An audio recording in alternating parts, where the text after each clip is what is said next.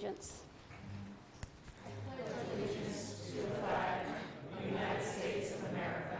And to the republic for which it stands, one nation, under God, indivisible, with liberty and justice for all.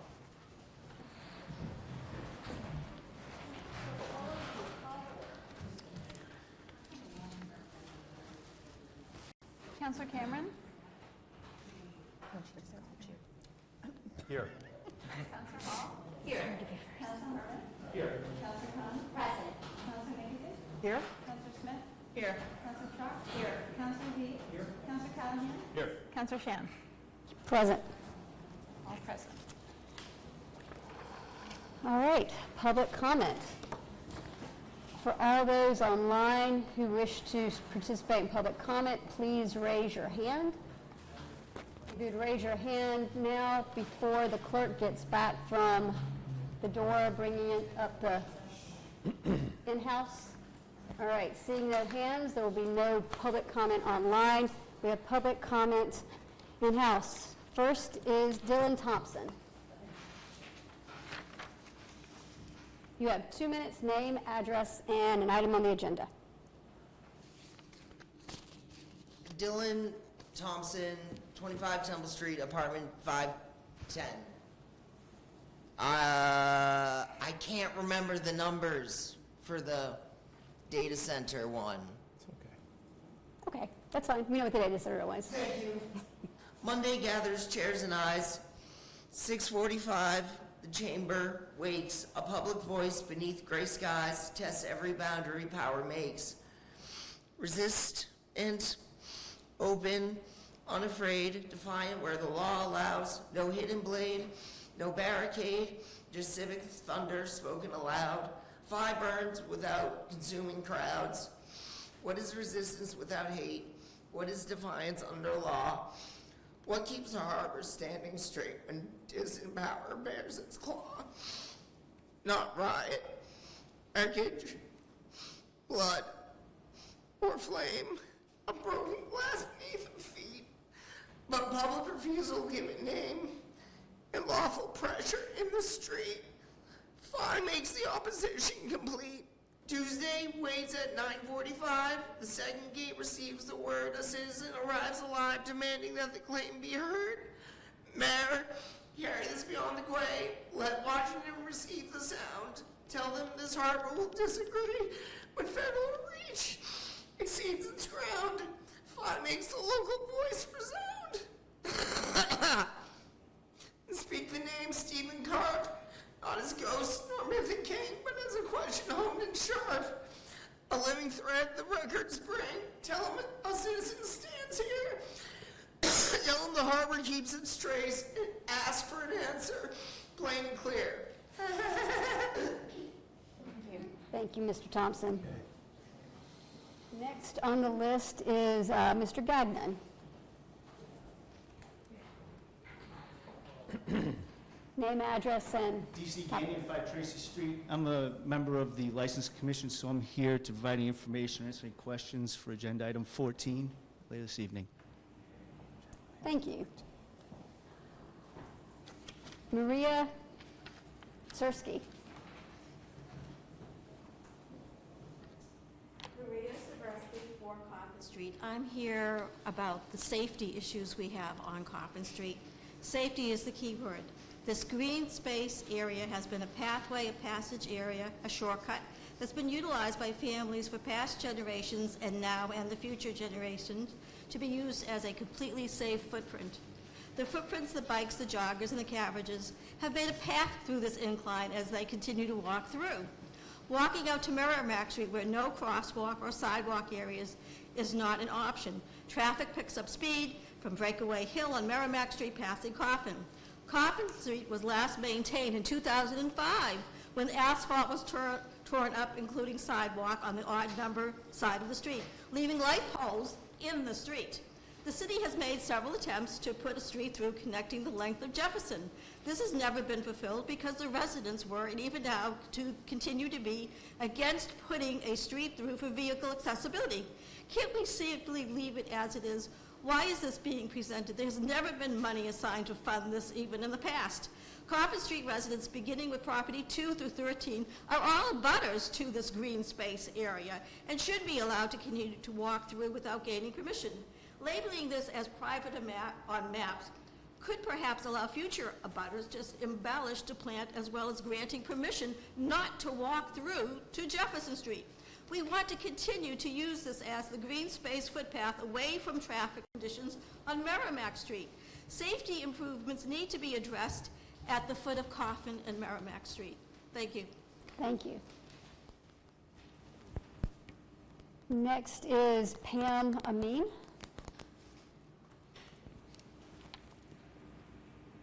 Pam Amin, 2 Coffin Street, and addressing the Coffin Street safety.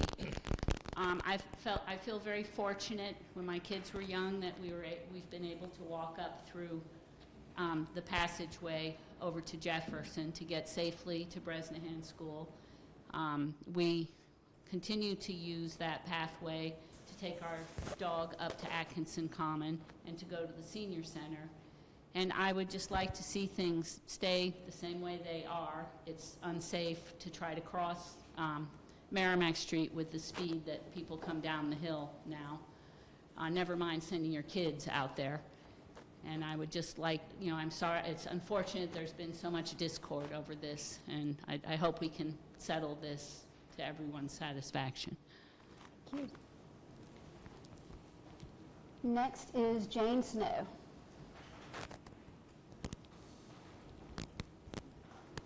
Jane Snow, 9 Coffin Street. I believe Pam and Maria kind of said everything in a nutshell, that area has been used since the Belleville School was built, and I used it to walk to 1st grade. So it's been there for a long time and used in a variety of ways by all of the people in the neighborhood. And I think the big crux that has been the issue in the past is who has the right of way. I mean, who has the right to pass and repass. And at the Public Works and Safety, the attorney, and I'm not going to try to slaughter your name, I'm sorry, made it very clear. He pointed to every house on the map, and when I believe it was Councillor Khan said to him, does this person have a right to pass and repass Full Street? Yes. And we went through every single household.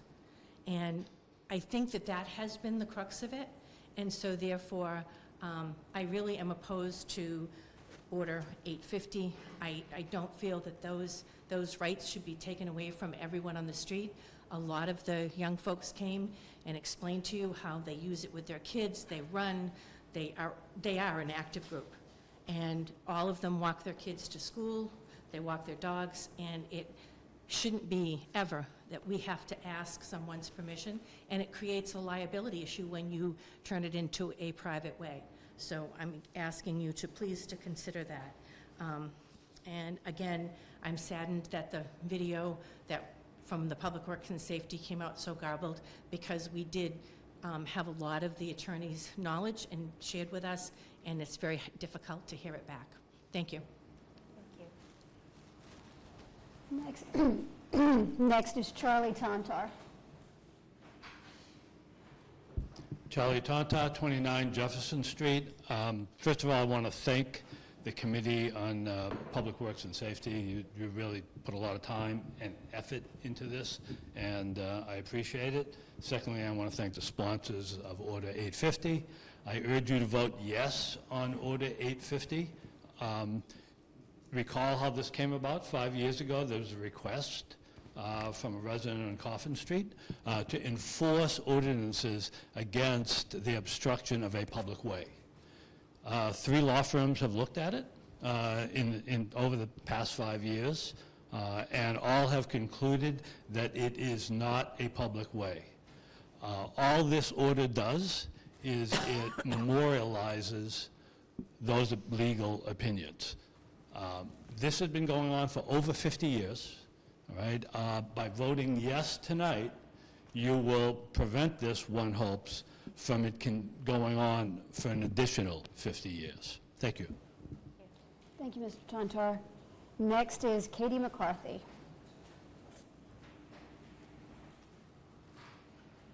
Katie McCarthy, 13 Coffin Street. When my husband and I moved to Coffin Street 4 years ago, we were warned by our realtor about a quirky, decades-long fight to have the land in front of our home declared public and a through street constructed. I'll admit we naively dismissed it. The matter seemed settled. The city already had legal opinions affirming the land was a private way.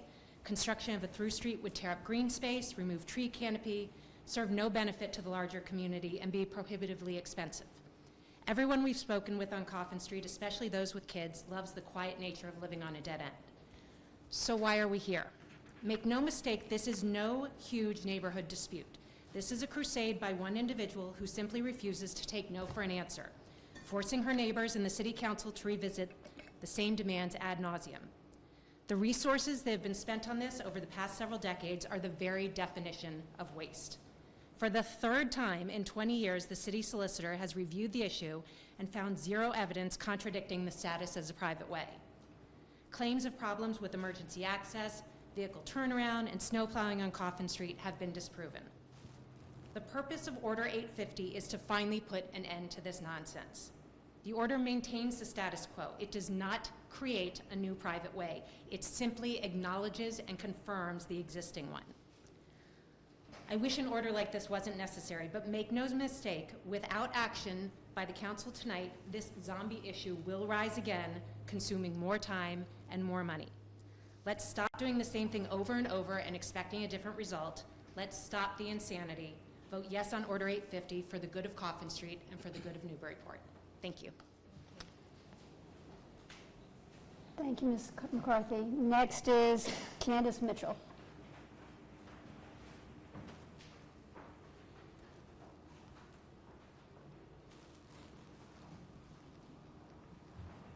Candace Mitchell, 29 Jefferson Street. I'm here tonight to urge you to pass Order 850. And that's all I have to say, and I do hope it is passed. 50 years is too long a time. Thank you. Thank you, Ms. Mitchell. Next is Mary Sortel.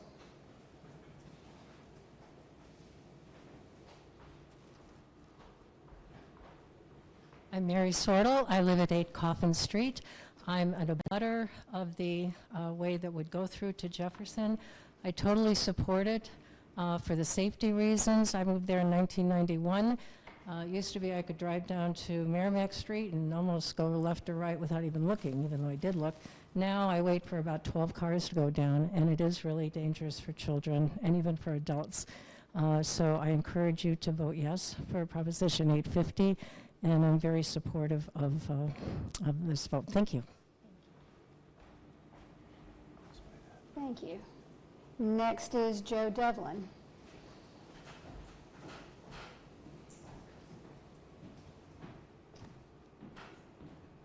Good evening. Joe Devlin, 3 Dexter Lane. For those who are on council with me, they are not taking bets that I can do this in 2 minutes, but I'm here to speak on Ordinance 226, which is the R2A and R2B zoning change. On the micro level, I'm opposed to having the R2A apply to Dexter Lane specifically, but there are some other neighborhoods that I could come up with that it wouldn't be appropriate.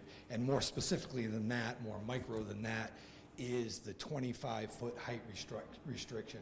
If you walk down Dexter Lane now, it starts out with the Lord Timothy Dexter House, which is about 4.5 stories high. It's the green area, that's where the lane is on your map. Where the lane is a 3.5 story carriage house with a cupola on top of it, and that's right across the street from my house. So the odd shape of the zone around Dexter Lane tells you all you need to know. It starts off with 2 large structures. Then the 7 houses that are on Dexter Lane, plus the 2 new houses that were built behind one side, are all pretty close to the 25 feet, and I understand mean average, the mean height. I worked in construction for a number of years, so I can eyeball it. We're pretty close, and what you're doing is potentially putting us all in a grandfather situation, which is a hassle. On top of that, I think probably 27.5 feet is more doable, and my suggestion to you would be to make all the zones 27.5 feet so that they make everybody's lives a lot easier. On a macro level, I would just say that people don't know this is out there, and I know you guys have done work on it, but remember, you have the nose up against the book, and you know, you are deeply involved in it. I'm pretty plugged in and talk to a lot of people who still do city business, and I didn't know about this change from July 14th until today. 2 minutes. I appreciate it. Told you I couldn't do it. Yep. Last is James Meinhardt.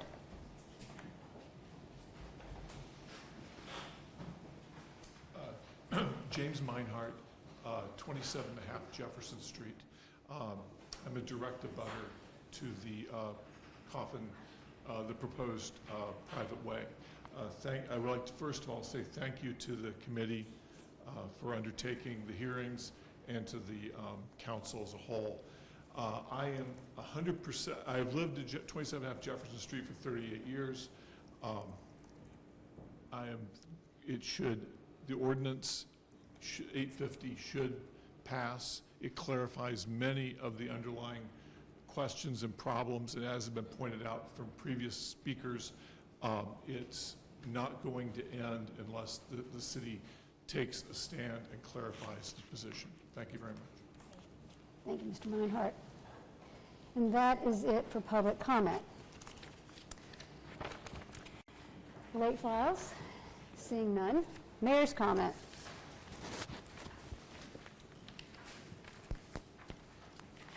Good evening, everyone. Did you notice the address after Joe spoke was 27.5?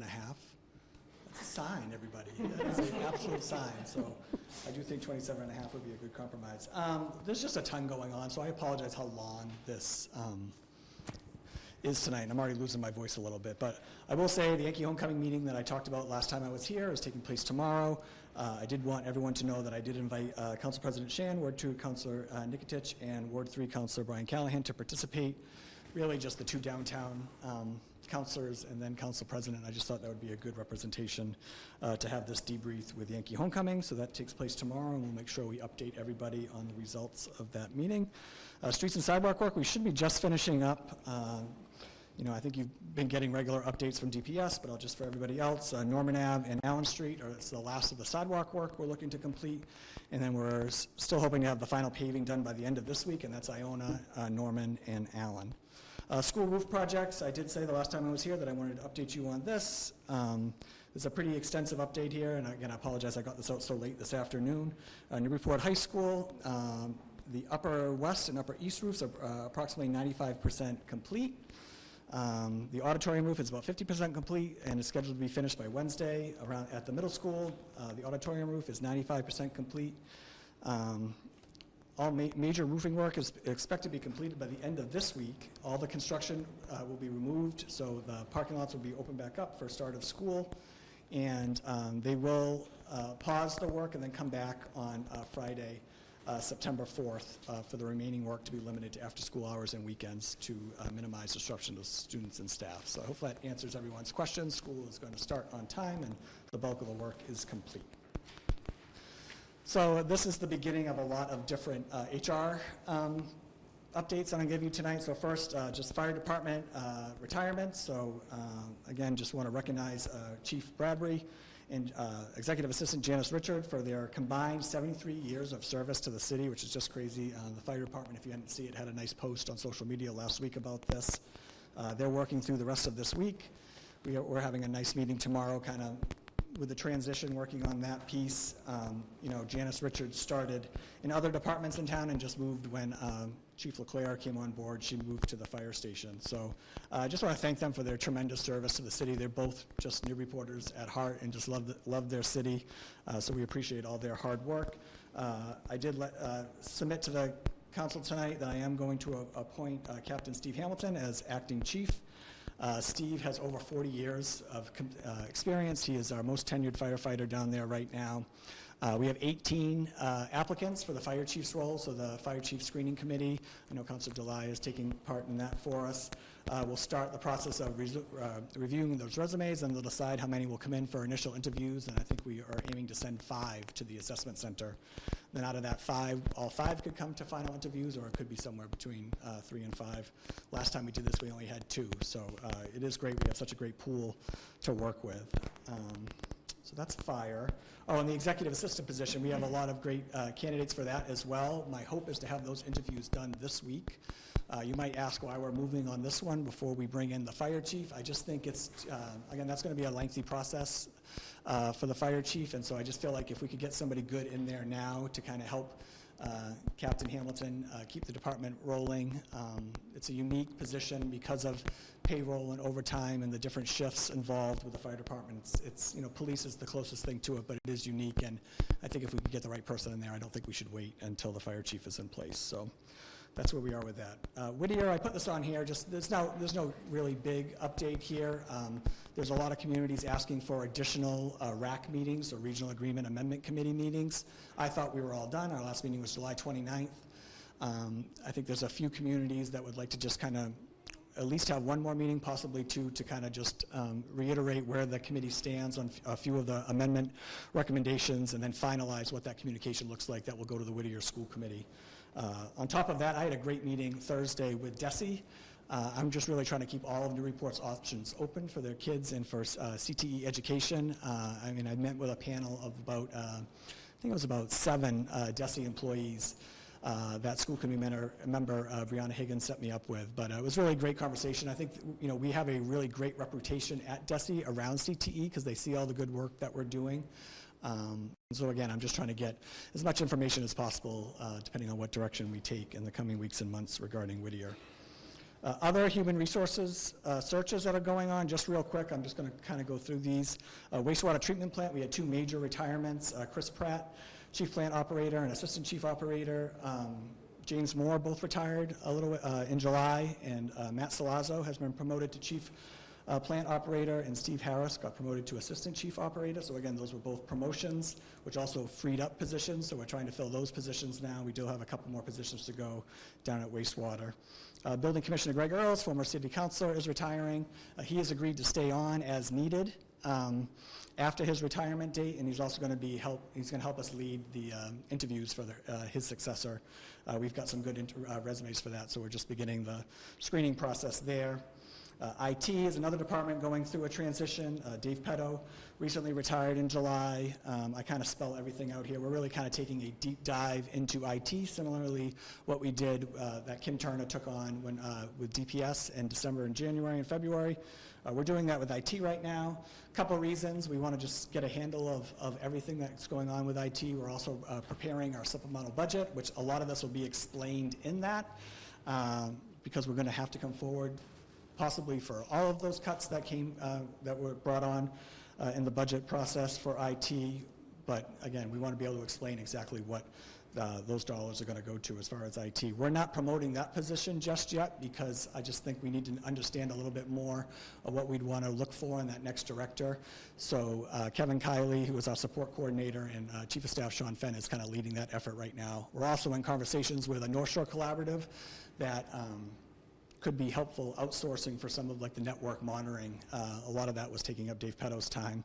A lot of different communities have joined this collaborative, and it's a good opportunity to learn more about that. And that's a month-long process, so you'll hear more about that when we submit the supplemental budget. Finally, I just wanted to let you both know, I had 2 retreats last week. One was the Library Board of Directors. We had a couple of city councilors attend. I thought that was really well, went really well. AK was also there to participate in the training. I don't think that board had ever gone through something like that before, so I do think it was really good time well spent.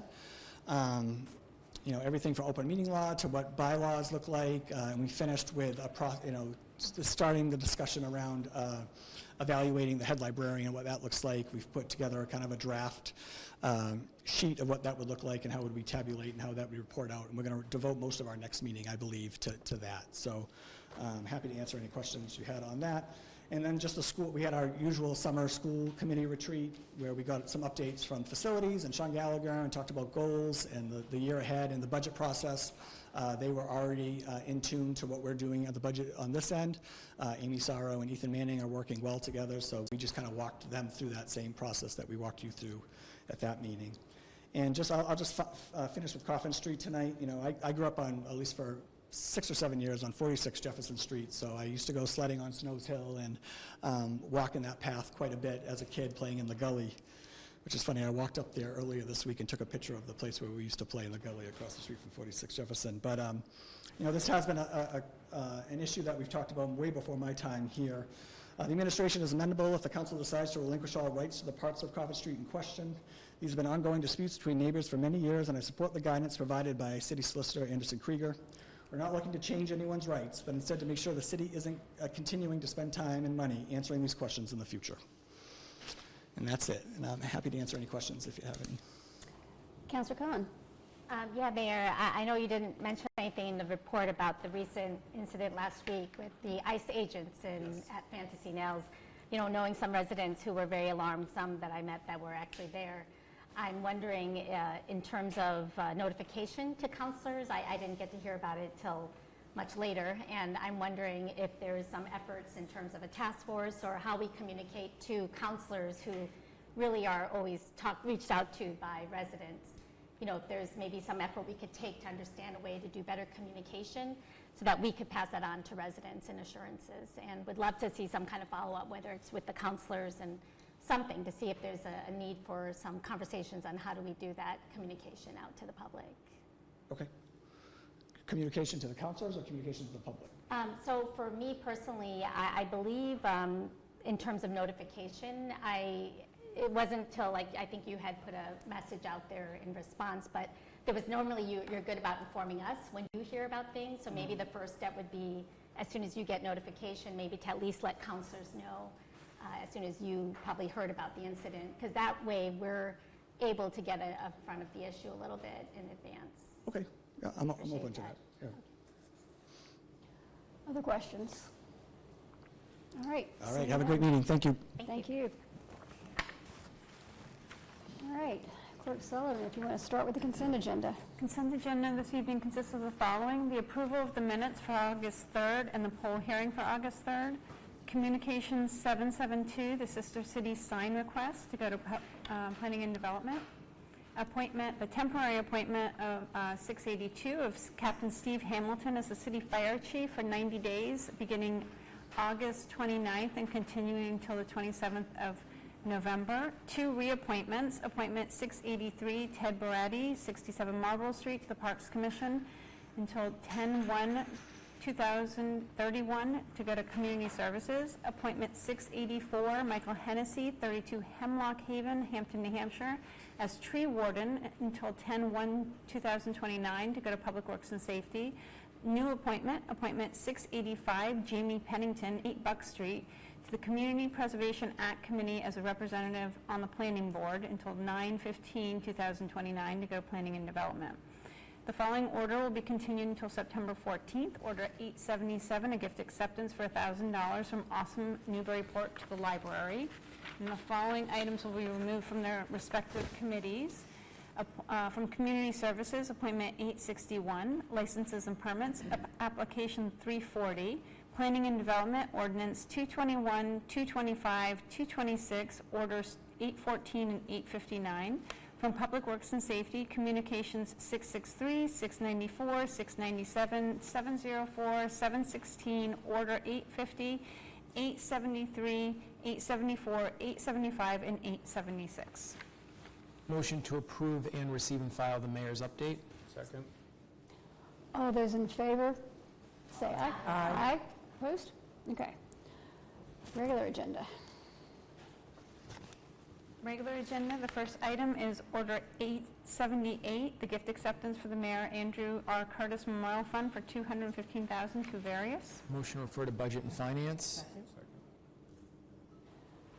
Excuse me. All those in favor of sending 878 to Budget and Finance, say aye. Aye. Opposed? Okay. Order 879, the updated language for the police cruiser lease order. Motion to continue to our next council meeting. Second. Just very quickly on this, so this is a corrective action. Last year, we passed the substance of this to fund through what is now considered a bond order, 2 police cruisers. My understanding from finance and the treasurer's office is that bond counsel was nitpicking some of the language and wanted some of it updated. So we've already handled kind of what we're doing with it and why, and now we've got to just get corrective language. So I propose we continue it, and we will take it up. We will have to waive the 30-day rule around it, but I just want to give you a context as to why and what this is. But we did study it last year, and you can review those minutes if you're interested. Thank you. Thank you. All those in favor of... Let's do a roll call because it's a bond. Okay. Roll call. Councillor Cameron? Yes. Councillor Delay? Yes. Councillor Harmon? Yes. I'm sorry, Councillor Hall, sorry. Yes. Councillor Harmon? Yes. Councillor Khan? Yes. Councillor Nikotich? Yes. Councillor Smith? Yes. Councillor Track? Yes. Councillor Zede? Yes. Councillor Callahan? Yes. Councillor Shan? Yes. Thank you. Next is Order 880, Parklets Framework. Motion to refer to General Government and Committee of the Whole, pardon me. Second. Councillor Z. So I just wanted to make a quick comment on this one and explain the proposed referral, but it's certainly up for debate. So there's just a couple messages I want to deliver. This is a parklets reform, if you will, or update, potentially, in the form of a framework. So it's not proposed as a proposed ordinance change. There's not specific language. What it is trying to find a vehicle to build consensus. And so there are a couple things I want to share with you, and I want to make sure that the public understands. Number one is parklets are very popular. That's just a statement of fact, in my opinion, but certainly somebody could challenge me if they wish. We have no designs to eliminate parklets or get rid of parklets or anything like that. I think what the idea is here with this framework is that there's a certain understanding that there's a little bit of unsustainability, particularly financially, around parklets, and there are some operational challenges and just some lessons we've learned from rushing into parklets during COVID. Some of us will remember that firsthand. Others will have read about it or seen it or experienced it as a resident. A lot of lessons that have been learned. So broadly speaking, without getting into all the details, the idea is to make parklets more along the lines of sidewalk dining, meaning that the city, rather than being both a landlord of space, which is what we do with the sidewalk, and an operational partner in installation of things, that we kind of homogenize them and we act more like, just here's some space, and within a certain rules and framework, you may install a parklet. And again, all those rules and details are what we intend to hopefully work together to come up with as part of this framework, and come up with a program that I think is reflective, that people feel is going to be enforceable, and that the good things that are happening with parklets stay, and some of the challenges we're facing get resolved, and that we don't rush into it. Myself and the other sponsor, we purposely held this to be away from the 2026 season, so the goal is to get this going for 2027. Last comment is why general government. This could almost go to any committee. I mean, really, any argument can be made. Budget, there's a tail to money. There's a public works tail. There's the city clerk's tail because there's ministerial approval proposed or thought, So it's pretty general. So maybe general government could be the vehicle. Again, I'm not married to it. If somebody had a better idea, it could go anywhere. And then committee of the whole, because I imagine others will want to have input. So I'm co-sponsoring with Councilor Medina Smith. I don't know if she wants to add anything. We covered it all. Thank you. Councillor Khan? Yeah, thank you, Council President. I guess I would, I'm still not convinced of general government. The reason I think public works and safety, one of the things it affects is parking, which is absolutely within our realm. And I worry if it gets sent to general government that we will lose kind of the continuity of the measure and its impacts long term. And I would really like to, I don't at all, now that I think we're going to have 10 things off of our plate. Hopefully by the end of the evening that there's definitely going to be the appetite, and committee of the whole is absolutely how I would like to send it. So I would prefer that it come to Public Works and Safety, and if you guys are amenable to that as sponsors. I'm amenable. Okay. Public Works and Safety? Yeah, I'll withdraw my motion. I don't know who this was. Did you say second? Yeah. So I'll make a motion to refer to Public Works and Safety and Committee of the Whole. Second. All right. All those in favor of sending Order 880, Parklets Framework, to Public Works and Safety and Committee of the Whole, say aye. Aye. Opposed? All right. Order 881 is the gift acceptance for $77,522 from the Department of Energy Resources to the Sustainability Department. Motion to refer to Budget and Finance. Second. Discussion? All those in favor of sending 881 to BNF, say aye. Aye. Opposed? Okay. Ordinance 229 is an amendment to Chapter 13, 168, no parking restrictions on Myrtle Avenue and High Street. Motion to move to Public Works and Safety. Second. Discussion? And briefly introduce this.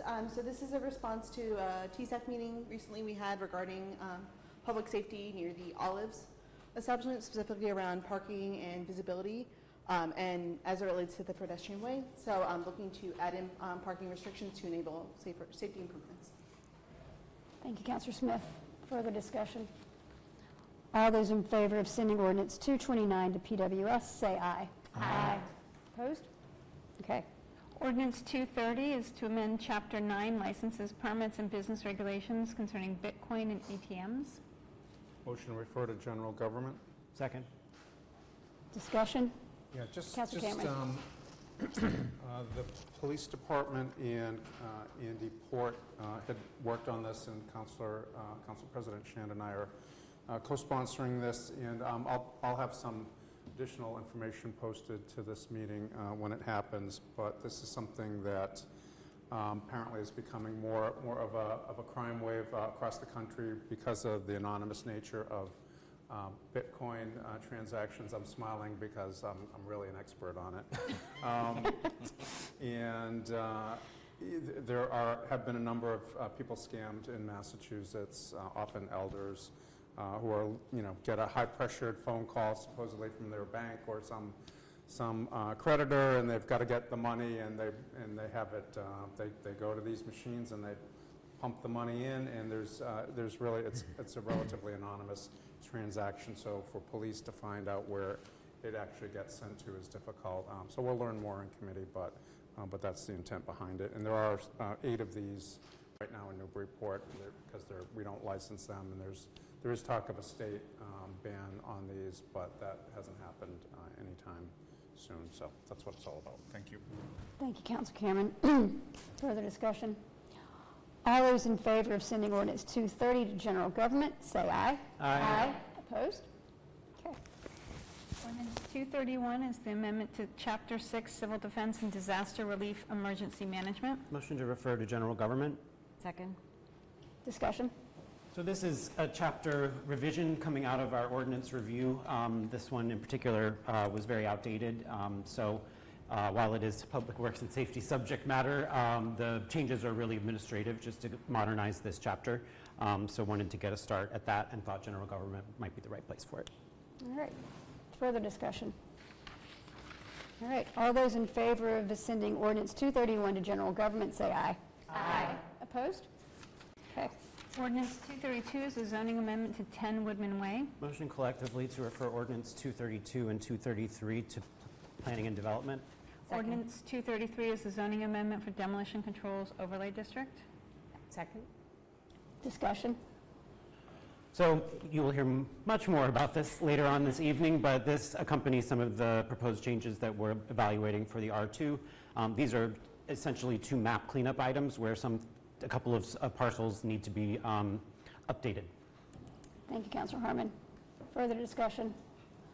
All those in favor of sending ordinance 232 and 233 to planning and development, say aye. Aye. Opposed? Okay. Ordinance 234 is an amendment to Chapter 9 for transient vendors. Motion to refer to license and permit. Second. Discussion? Councilor. Just by way of introduction, this proposed, I'm a little bit lengthy, I apologize, but this amendment is in response to concerns that were brought to my attention by the health director and the clerk. It stems from ambiguity regarding the licensing of temporary event vendors who would otherwise be subject to our existing transient vendor ordinance. As it's currently written, that ordinance requires any and all transient vendors to obtain licenses from the Licensing Commission. But the Licensing Commission is only allowed to issue 10 transient vendor licenses. So this language basically creates a one-day or multi-day event vendor process. We worked with the city solicitor to craft this, which thank you very much. And it just allows for a less onerous and balanced approach to event vendor administration in the future. Thank you, Councilor July. Further discussion? All right, all those in favor of sending ordinance 234 to license and permits, say aye. Aye. Opposed? Okay. Committee items.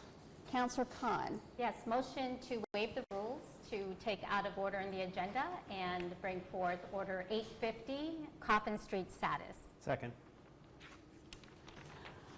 All those in favor of bringing Order 850 out of order to come first, say aye. Aye.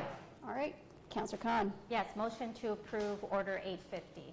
As amended. Second. As amended, yes. Councilor Khan.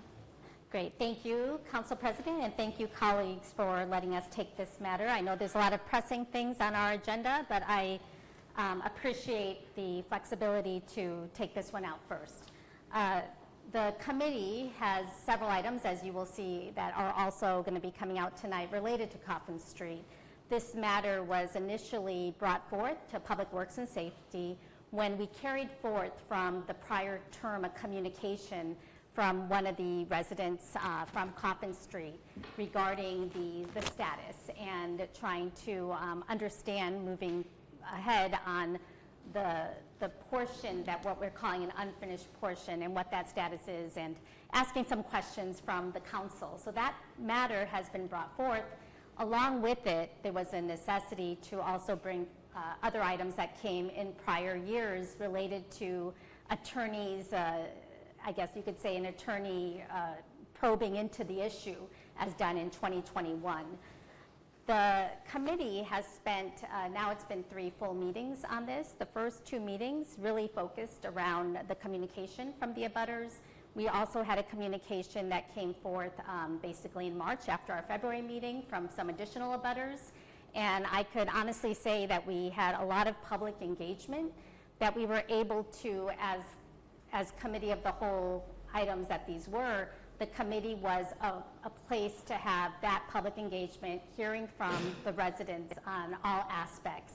We also asked our city solicitor to take a look at what has already been litigated. One of the specific requests that we did ask our city solicitor, Anderson Krieger here, is not to relitigate. And I really want to emphasize that. It's not to relitigate this issue. This issue has prior attorney, I would say, analysis or assessment that are very public. I would say the latest one was Attorney Rainin, which is one that happened actually when I was on the council as well. But the key point, and what came out of our 2 meetings that we had in Public Works and Safety, was a desire to understand what we can do given the issues that we heard brought forth, given the ambiguity that we recognized was very clear, and given that the conclusion of Attorney Rainin's assessment was inconclusive, which then defaults to a state understanding that if something is not public, it is assumed private. And that is the premise that a lot of us that we had heard about not only in the prior attorney determinations, but also our city solicitor confirming that. So I do want to thank the sponsors, Council President Shand, as well as Councilor Trock, who's the Ward 4 councilor for that area as well, to put forth Order 850. 850 was introduced in June, was brought to the City Council, and as Chair of Public Works and Safety, I did recognize that this is a matter that should really have some notification to all the abutters. So in conferring with the planning office, they do a 14-day advance kind of notification when there are going to be some changes. I believe we had done well beyond 14 days, but that was, I appreciate Clerk Sullivan working with me to ensure that the Order 850, as well as the exhibit documents that came forth with it, with the drawings, were sent to all abutters. We had the meeting August 13th. The time lapse was mainly, with summer going on, but I think it was also a time for us to make sure that conversations were had with the attorney and to make sure the abutters had fair and good notice of when we were going to talk about the topic. That happened on August 13th. We had 14 people give public comment, all really on Coffin as well as Jefferson. And the key kind of summary I want to give before I delve into I will actually give the committee report and then let others speak before I give my opinion on it. But to just report from the committee, there were a couple of things that raised out as amendments.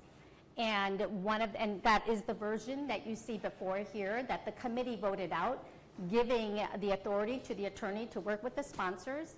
Really, it's about clarifying the role of the abutters' rights that would stay unchanged. So when you look at the order as amended, that is a piece that you will see there that has been added to emphasize that came out during the conversation. The second piece was actually an amendment that was made prior to discussing it on the 13th, and that had to do largely around clarification on the kind of use of general public. You know, what are we saying in terms of when we're saying that discontinuance, how does that reflect versus abutters keeping that separate and really calling it general public? And we could get a little bit more into that as we talk about some of the details that came out during the debate.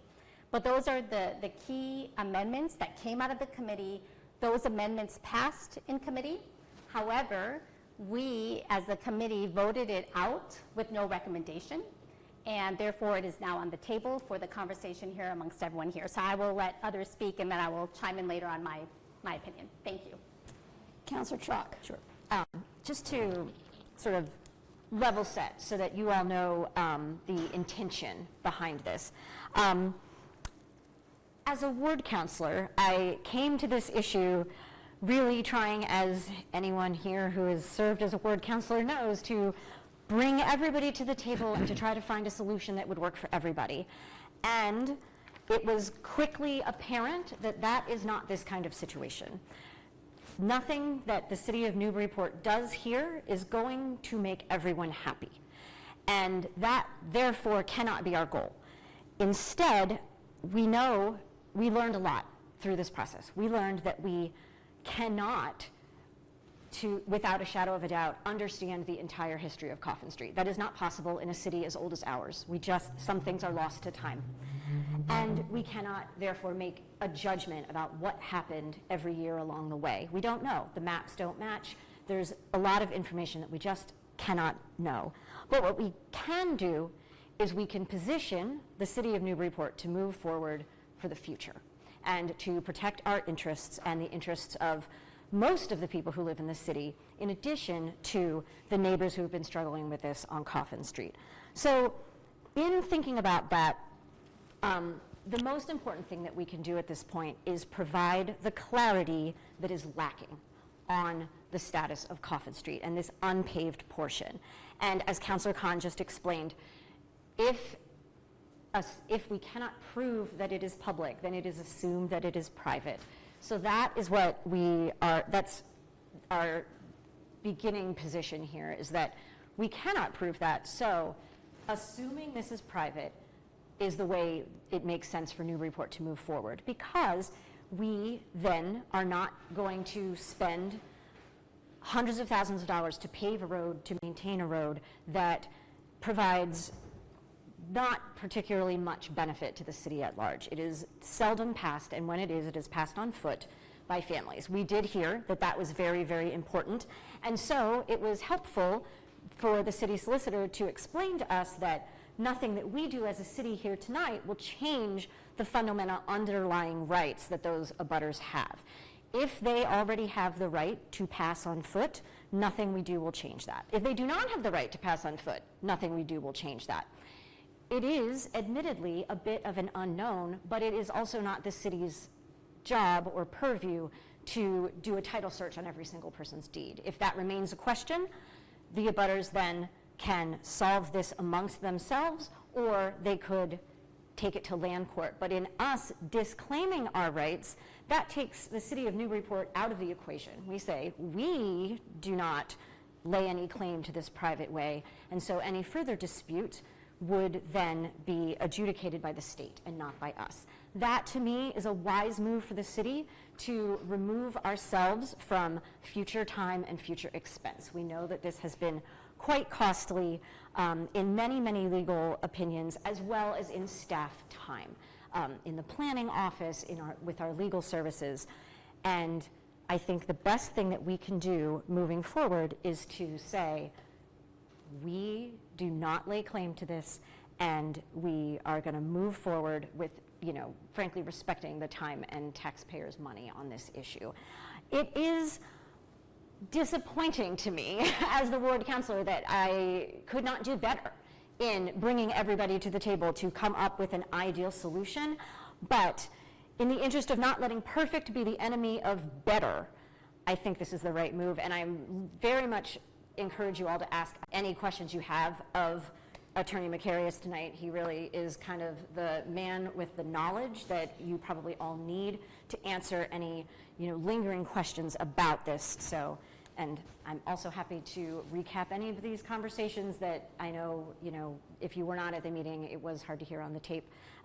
So happy to help. Thank you. Thank you, Councillor Chalk. Questions? Discussion?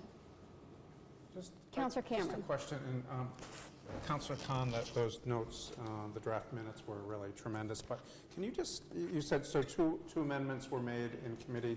Can you just point to where those are and what we're looking at in our packet? What the sponsors like, or attorney, it's not redline, which that's unfortunate. So I don't know if, do we have a redline version? Well, Director Port is sitting right there, and he helped make this document. Yeah, let me know if they can help with. Can you tell us what the red lines were? What were the red lines for the two amendments? Yeah, the two pieces from legal counsel. Yeah, so I think we're looking at we want to pull up the one that we had in committee that was redlined rather than this version. I don't know if you're interested in showing on the screen or just. Why don't you just tell us what they were? So the two edits were in the beginning. There was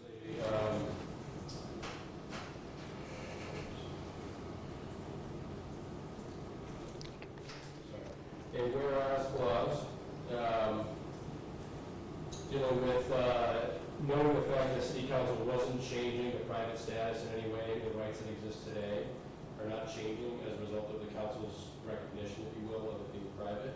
Okay, is that the which whereas? Sorry, that's the last whereas. Fourth. Okay. Yeah. Thanks. So the last whereas was added.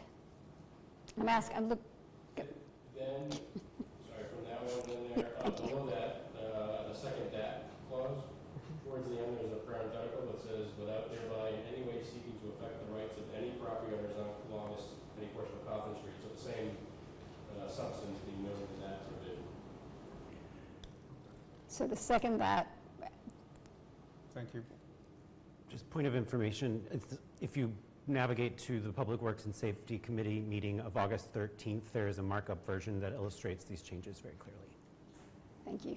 Sorry, this version here, it shows as black font, but in that version it shows as red markup. Did everyone understand the two amendments? Okay. Councillor Zaid. Before I speak on the matter, I just want to ask a question. So I don't know who best to ask. Maybe it's the Director of Planning through the President. Mm-hmm. Has somebody been paying taxes on this land? I would defer to the assessor. To my knowledge, no one has been paying taxes on this because whether it's a public way or a private way, the assessor's office typically does not assess for those areas. There are occasionally corrections or, Okay, no, it's fine. It's fine. It's not. So I will speak now if it's okay. I guess to start, I feel like we've been cast into a certain story here with the choice to be made. That's a little bit tough. The choice is this or it's never going to end. And I think that's a really tough and somewhat false dichotomy to be up against. The council would love for it to end. Clearly the neighbors on both sides of the issue would love for it to end. And but I'm very concerned that this isn't the end. This is the beginning of a new chapter. And that's kind of been the story of Coffin Street, Jefferson Street, and all the iterations I've been a part of, which has been many over the last many years, which is actions seem to just open the next chapter. They never seem to come to a close. And I've long held that the closure that people really want lives in land court. It never lived in this room in the first place. Personally, when I read Anderson Krieger's opinion, I frankly read it to be consistent with that message, which is we're never going to understand what it was, too hard, so work towards the desired outcome, is what the opinion said. But the desired outcome is clearly not harmonious, and I'm very sympathetic with the neighbors and with the ward councilor, tough one, have had a couple of these in my career out on the island where lines are desperately poorly drawn and very difficult to find. So because of a series of we didn't paper it correctly, we being the royal we, the city, this happened, this didn't get filed, that didn't get filed, we ended up in this situation. So what I'm urging my colleagues to do is you can't just keep adding to that. And to me, this just adds to that. It's just the next chapter. This is questionable, very deeply questionable, not by intent, but just by what it does. The original version, this is much changed from that. The language is much changed. I had made some comments around that, and I can see the desire to move away from more of the we're deciding this to the new working theory was if you can't prove it's public, then it's private. But if it's private, then nobody's paying taxes on it. And we're also now hearing a new theory, which is we're not changing anything, and if people have a right to pass or repass, that will continue, but we actually don't know if they have that right exactly clearly, so we're back to land court. So there's a lot of just ambiguity, and in terms of this continuing to resurface constantly, much to the heartburn of the residents, which I think is very lamentable, we can't just keep fixing wrongs with more wrongs. So I don't see how this clarifies anything. I don't see how it makes it go away. I think it needs to go to the right venue, and that venue, in my opinion, has long been land court. I understand that's expensive and painful. I don't think the city has to initiate that. I've said that. We don't have to discontinue our rights, as this proposes. We also don't have to assert our rights either. We can be a somewhat silent party on this, and I'm just concerned that the practical effects are not going to be known. Whether this really will remain open for people to pass or repass, no one can say. And that's because a private way is a private way, and it is full of juxtapositions. It's private, but nobody's paying taxes on it. It's public, and we can sell it, but we don't have to do a procurement process on it. It's just one juxtaposition after the other. So I will be voting no. I don't think it creates the clarity, and I think that's kind of a bit of a false choice in the first place, with regrets. Sure, Councilor Truck. I'm just wondering if this would be a good, I would like to hear from Attorney Macarius to maybe untangle some of what we just heard about, if it's not public, then it's private. Would you mind just sort of reviewing that piece for us about what, why we would assume this is private, et cetera, that we went over in the committee? Sure. Thanks. So just to recap a little bit of what was talked about at the committee meeting. The roads in Massachusetts can only become public in one of three ways, and that's laid out in the memo. Two of them are kind of formal. One is dedication a long time ago. There's no evidence of that. One is a layout by the city with a formal acceptance. The steps, as was mentioned several times, were taken for that. And the last is prescription, and that is essentially by a use by the public over a long period of time. In this case, I think, as others have said, multiple attorneys have looked at this. There isn't a slam dunk case of that prescription has happened, and therefore defaults to private. So I think that part, it sounds like every speaker who has spoken so far seems to have understood that part. A few of the other issues that came up at the committee meeting and where this might lead things in this particular order. The issue of the right to pass and repass. Just to be clear, the background law in Massachusetts is that typically, this one is a very important word to do a lot of work, typically, the abutters to a private way have a right to pass and repass over the entirety of the way. However, factual circumstances, the title or the deeds for an individual entity can change that in a particular circumstance. And there is no case directly like this one where there was a way that appears to have been laid out as private altogether, as the entire L, the finished and the unfinished segment. One part that appears to be used has a much stronger claim for prescription, if not outright dedication, but that's not what was our focus on the finished segment, and one that has a much weaker. So there is potentially that right, there potentially isn't. However, and this is Councilor Track's earlier point, nothing the city could do tonight would change that one way or another. It is simply the city explaining its position of whether it believes the public has a public right, and essentially disclaiming that. On a couple of some of the other questions, this question about ownership came up, and taxes. I can't speak for the assessors in Newburyport. I can speak just from experience elsewhere. Even where there is a fully recognized private way and no one's contesting its public nature, it is typical that although the property is assumed to be owned to the center line of the way from a legal rights perspective, the lot is almost always mentioned at the lot line as opposed to the right of the private right of way. So it's not actually unusual that it's not taxed, but it is, I can't say that in 351 towns it's not, but it is not entirely unusual. And I also don't know for sure how the assessors handle that elsewhere. It sometimes gets complicated if there's a street that's what's called a paper street, where no one believes there's a street there, so it kind of fell into a parcel or has been assessed as part of the parcel. So it's just a clarifier, but again, I respect the opinion on it. It's just noting that itself doesn't tell me one way or another. The issue then of what happens next. I actually would fully agree with Councillor Z that the only entity that actually has the rights to adjudicate this fully is the land court. The action tonight, if you choose to take it or not, I think, again, does not change the private rights. It does clarify, if this were taken by neighbors to the land court, where the city stands on it, and so that the city would not necessarily be a party to that, or if it was, it would be a party that's already made its position clear.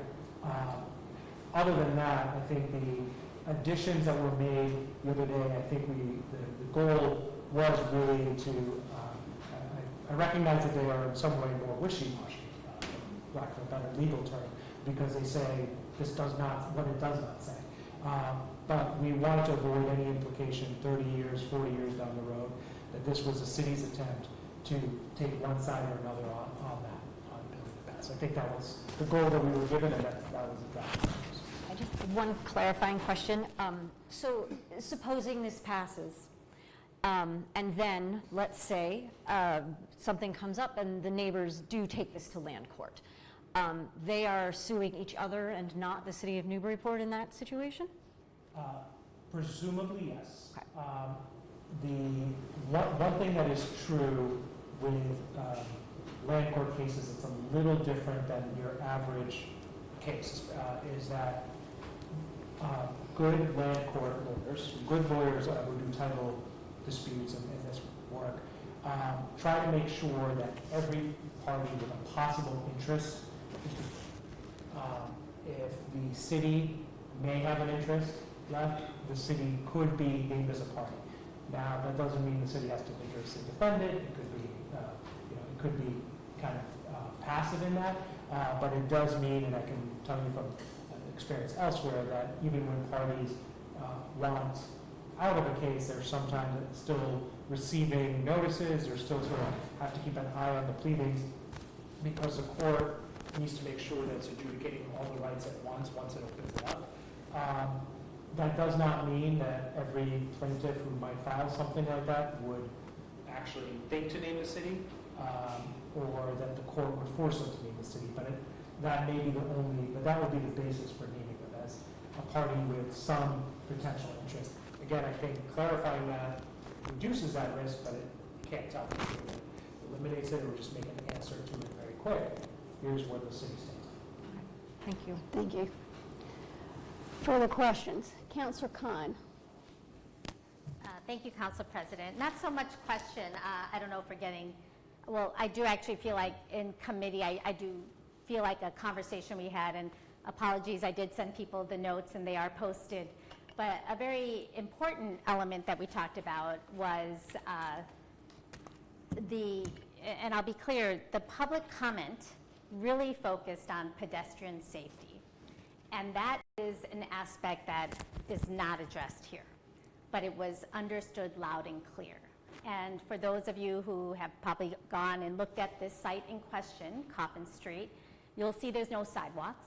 And the cut through, or secret passage, as one public commenter said, is a way for kids who are going to the school bus or for walking to the Bresnahan or up to Olives, is the cut-through that is used through the private way to get to Jefferson.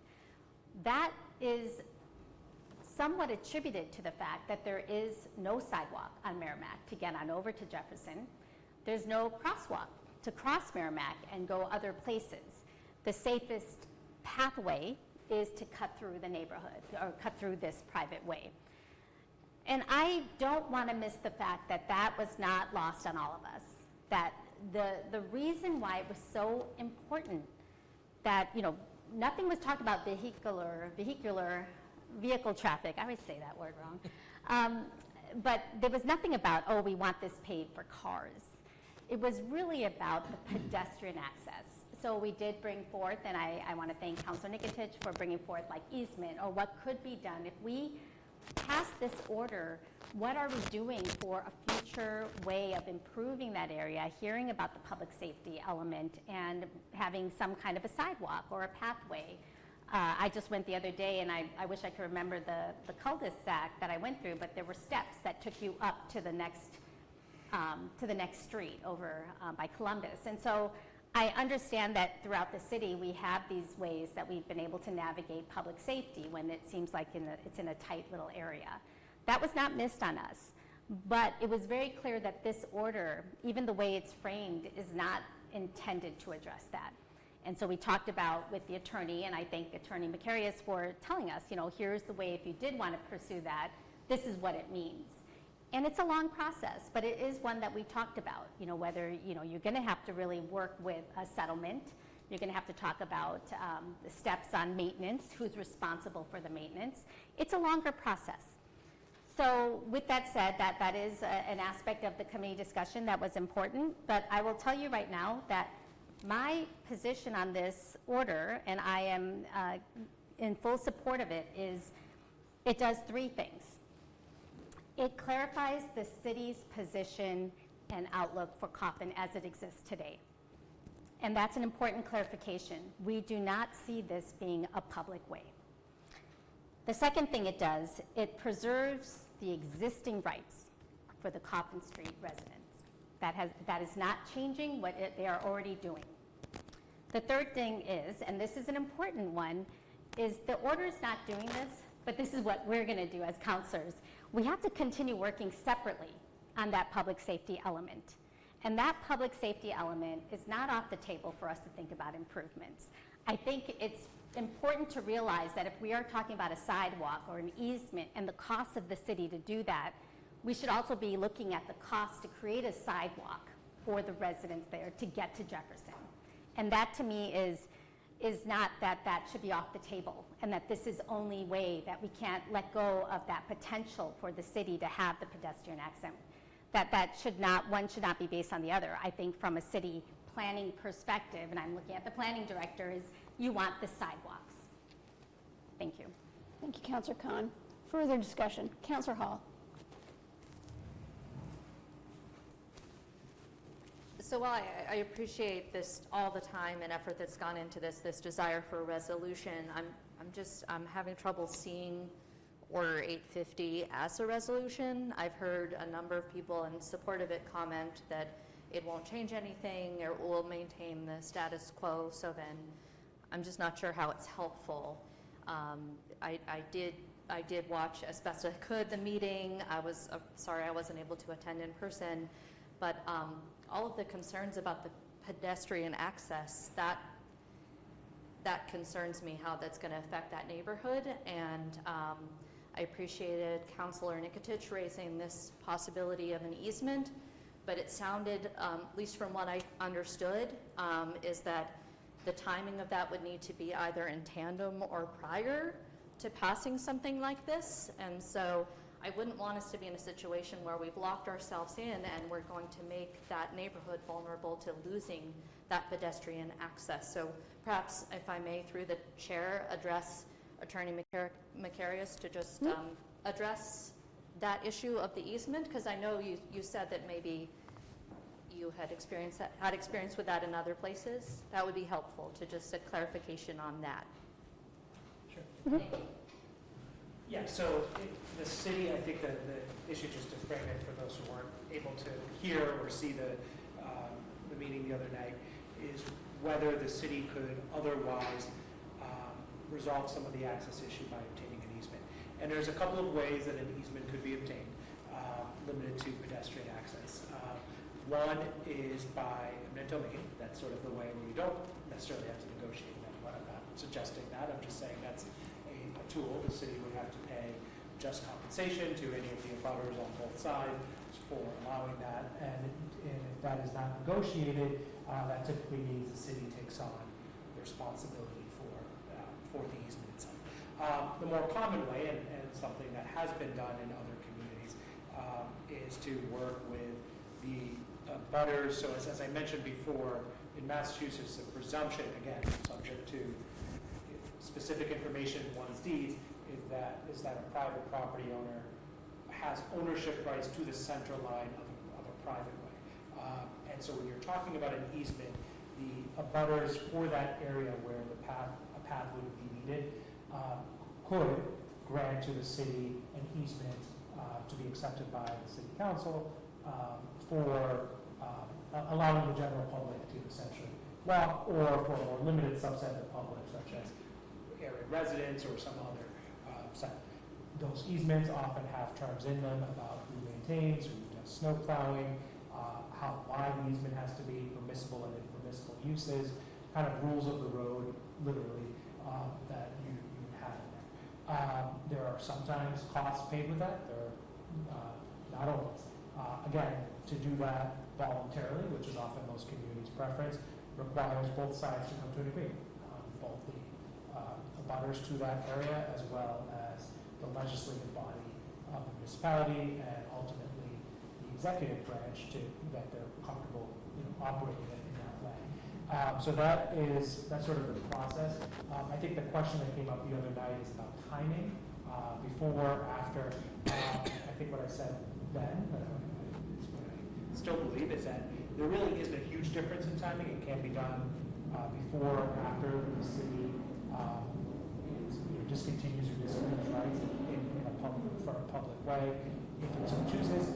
I suppose there is a slight negotiating point that the city might have, that if it believes it has a public way there, that it would trade that for for an easement.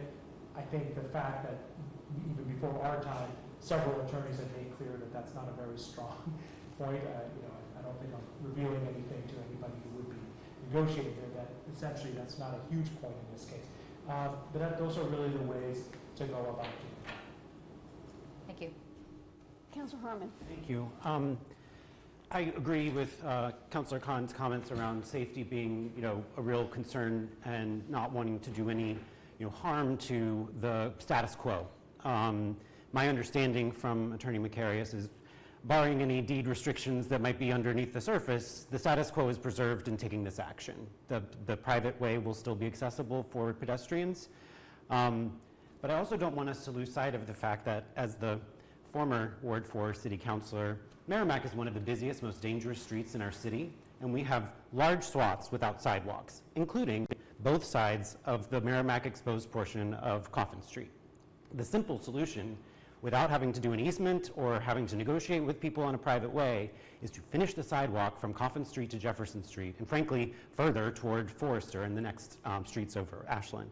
So we don't need to negotiate with anyone to do that. That is the right of way. We have concrete at our disposal. We have to commit the budget and the project, and then we can have a safe way for anybody from Coffin Street to access the whole city, not just Jefferson.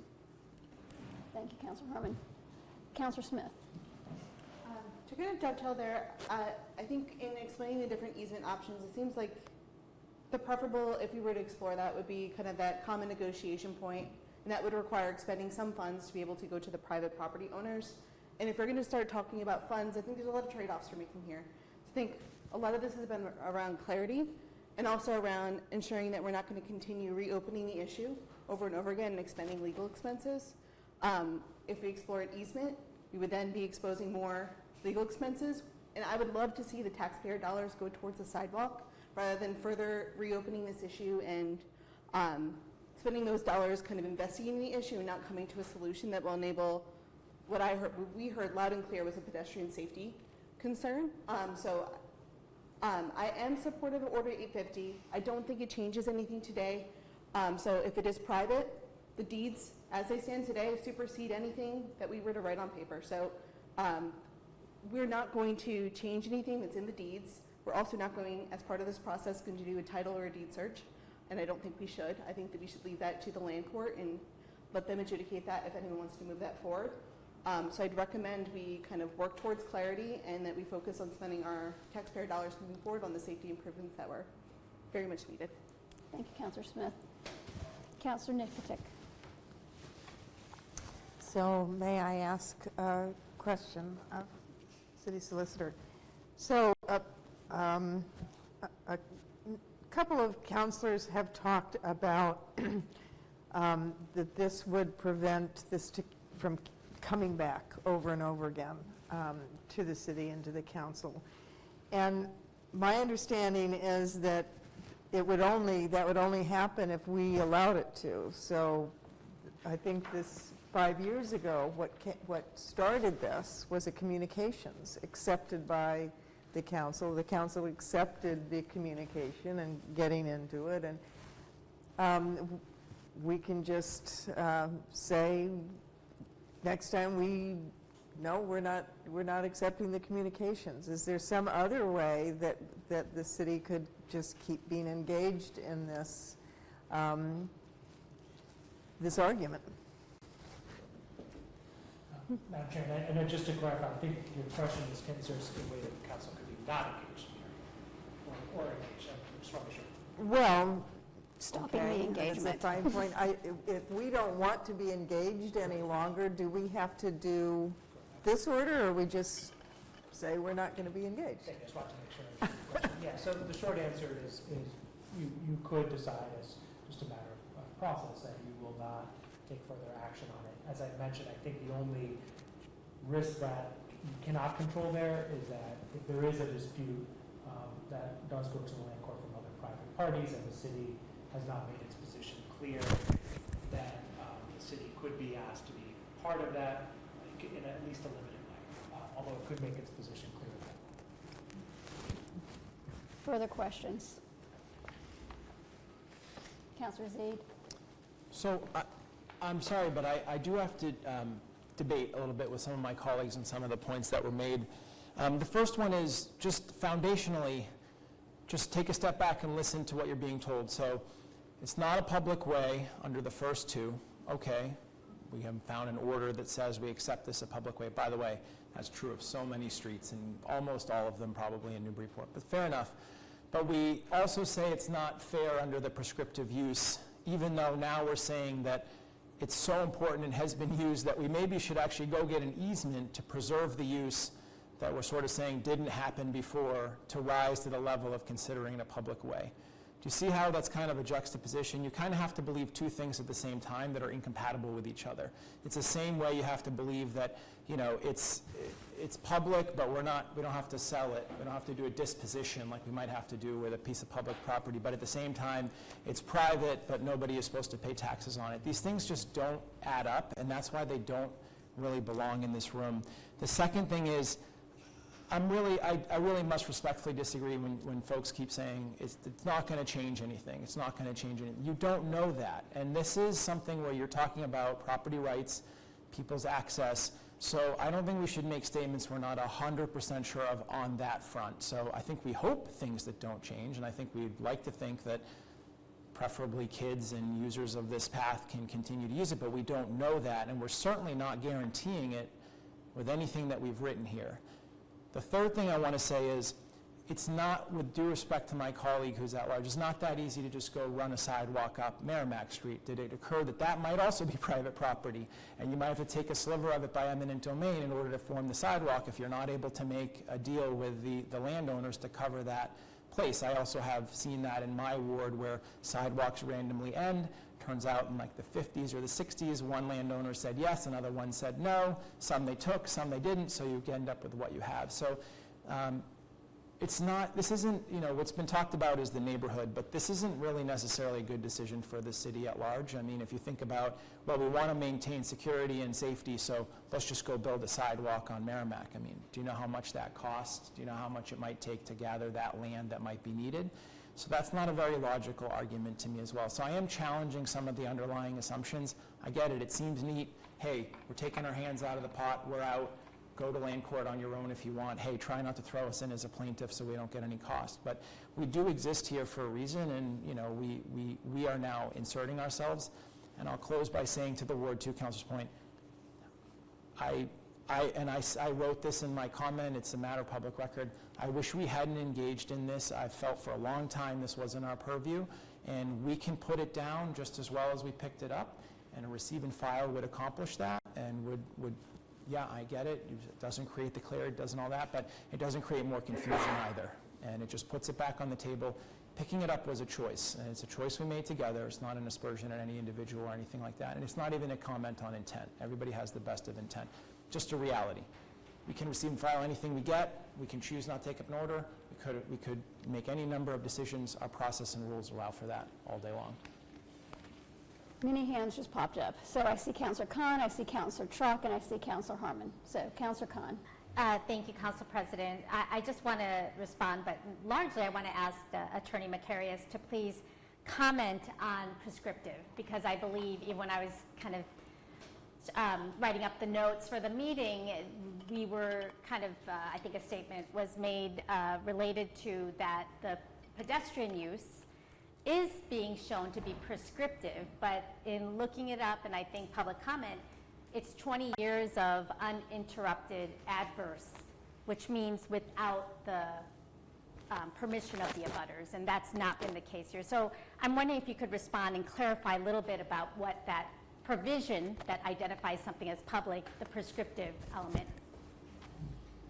Sure. So I think the issue is what right is established by prescriptive use, and the fact that that has been used by abutters or other residents or other property owners on either part of Coffin Street does not necessarily establish public use for the entire public. That's sort of a distinction. So establishing, and then there's always this question of what kind of use was established.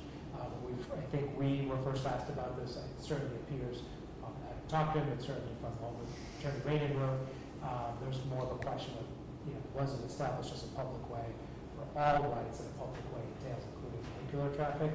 And I don't think he found evidence of that or sufficient evidence that would it be in dispute. So typically there are the same elements that you have for adverse possession. There's the use is not just permissive by the abutting property owners allowing folks. It has to sort of be happening continuously. It can be interrupted at points, which sometimes loses that piece. And those become factual questions for a court. So it's not to say that it's impossible to believe a set of facts exists here that could have found that. But so far, those have not come up, and I think the initial advice we gave that was in our memo feels like a long time for me, probably feels like not that long in the history of this, was that that the city should decide what it wants to do, because it's actually a lot easier to figure out what to make a road than it is to prove what it wants to do. That's sort of the point on the prescription. Thank you, and sorry, and just last piece I was going to say, and then I'll let my colleagues speak, is I think to Councillor Zeid's point, I do think the whereases, it would be nice for an whereas to kind of say the basis, Attorney Rainin, or that the assessment. Like, I do think my perspective on why I want to see this move through is really because of the fact that it memorializes, and I think we said this a lot in committee and the public has mentioned the ambiguity that, and it's actually the first question I was asked by the ward councilor is, why did the former councilors never do anything? And I get it. I really do think that if we leave this the same way we did, 10 years, maybe even 6 years from now, some other new councilor will ask the same question, and I'm sure I won't be at this table then, but somebody will be, one of you and you're going to have to stand like me saying, you know, I don't know why. No, but I do think this is very well put together, and I just think one whereas, and I'll look to the sponsors if you think, I don't know, I don't want to edit this, but if that helps understand why we're memorializing it, what was the basis of our decision? We reference Attorney Rainan's report, but I do think this was not just on the fly. There was some information that was able to help craft this and go this direction. Thank you. Councillor Chalk. Just to what feels like a small point of, could we not just say no? Could we as a council just receive and file this? So on August 25th, 2025, Communication 663, that is what started this today, came into the packet and was sent to Public Works and Safety by the consent agenda, a vote 10-0, 1 absent. That is a nearly unanimous decision to take up the subject of Coffin Street. So it seems like council has a history of just not being able to say no to this issue. Then, on December 8th, 2025, the rules were waived to carry this over, not to let it die at the end of the council term, as is typical, but to send this into the new council, to put it in front of 6 new councilors. So 5 older councilors who are sitting here today were part of an 11-0 vote, a unanimous vote to continue that. That, to me, sends a pretty strong signal that we wanted to do something about this. Lucky me, fell into my lap, and I want to do something about this. I could not agree more with Councillor Khan to say, I am not going to be the person who says 10 years from now to a new colleague, I don't know, couldn't get it done, didn't feel like doing it. We can do this tonight, and I really encourage you to do so. Thank you. Councillor Harmon was next. Yeah, so since the point was challenged, I feel the need to say that I have some experience building sidewalks on Merrimack Street. To my knowledge, the completion of the sidewalk from Lower Atkinson to Moulton caused no increased expenses. In fact, it made residents happy. Property values typically go up when you do those things. They're seen as a public benefit. So while I'm not saying it's impossible that this could get complicated, I think the most obvious path, pun intended, is to put the sidewalk on Merrimack Street where it belongs, where we need it. So I think I take the point, but I think we have done some of this work in the past. Councillor Zeid, then Councillor Cameron. I just want to acknowledge that I regret my votes. Sincerely, I do. It was a mistake, and oftentimes referrals to committee, I have been on the side of not referring to committee and taking some lumps for that. Continuing, they were both mistakes. So if you want somebody to say that, and I'd say that sincerely, they were mistakes. Can't undo what you did in the past, but you can control what you do in the future. And so I'm going to make a motion to amend, and I'm going to challenge some of the assertions that have been made tonight. So after the, after it says that the City Council declares the city shall not be bound to keep such segment in repair and then it continues. There's an and at the end of that, and I'm going to insert another that, and it says that, comma, however, the city reserves its right to assert an easement in the future for the purposes of the right for the purposes of the rights of the public to pass and repass as has been done for many years. End quote. Is there a second? Second. So as I said, I'm challenging the assertion that's been made here, and I'm leaving a tail there for an easement. I'm not saying we're asserting that right today, but clearly that's something that's in play and could be considered in the future if the council wanted to.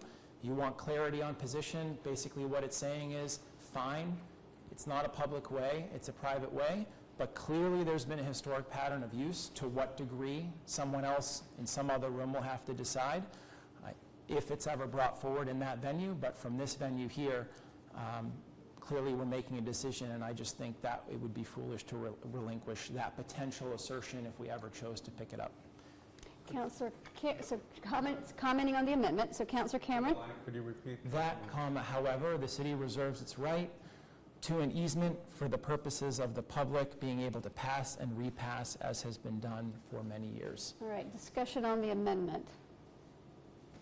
So, Councillor Cameron, you don't want to talk about that one? Okay, so Councillor Khan was first, then Councillor Chalk, then Councillor Callahan. I will defer to Councillor Callahan. I don't think he's spoken I think yet. Councilor Chalk was first.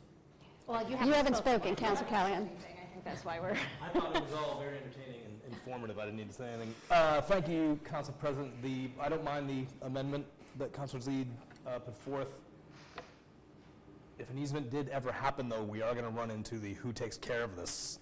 And right now, in wintertime, the kids just walk through there in the snow, but if there's a sidewalk there, someone's going to say, hey, city, come and shovel this. And then you have the people on Jefferson, the abutters, who may not shovel what is effectively their own driveway. So then who's going to be responsible for that whole path? So I don't mind the amendment, but I worry what would happen if we did create the easement. So, Councillor. I too think that we've done nothing for years and years and years, and continuously receiving and file is doing nothing effectively. So the order I will support. Councillor Khan. Yeah, I cannot support that amendment at all, because that completely changes. What we put forth was very carefully crafted, looking at past documents, coming up with something that would be the least risk to the city. We put this language in, it opens us up for litigation. It will. Easement has a very different implication.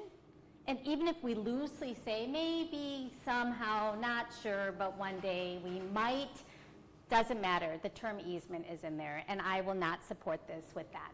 Right now, it's been very important that we recognize the information we heard, we had the public discussion, and easement takes away to really what the public was talking about. No one mentioned easement. What they talked about is public safety and access. So I think it'd be a real miss for us from what the public has said to go in a direction that really this is to give some relief to everyone around that area. This is not going to give that relief at all. Councillor Chalk is next. I'm curious if Attorney Macarius has an opinion on whether that language opens us up to any potential liability. It seemed pretty clear to me that we were, in stepping back without easement language, the city was making their position clear that we make no claim to this and therefore are far less liable to what would happen there. But does this change that liability in any way? Madam Chair, and with your permission, I just want to make sure I'm not missing any important words from Councillor Zede's amendment.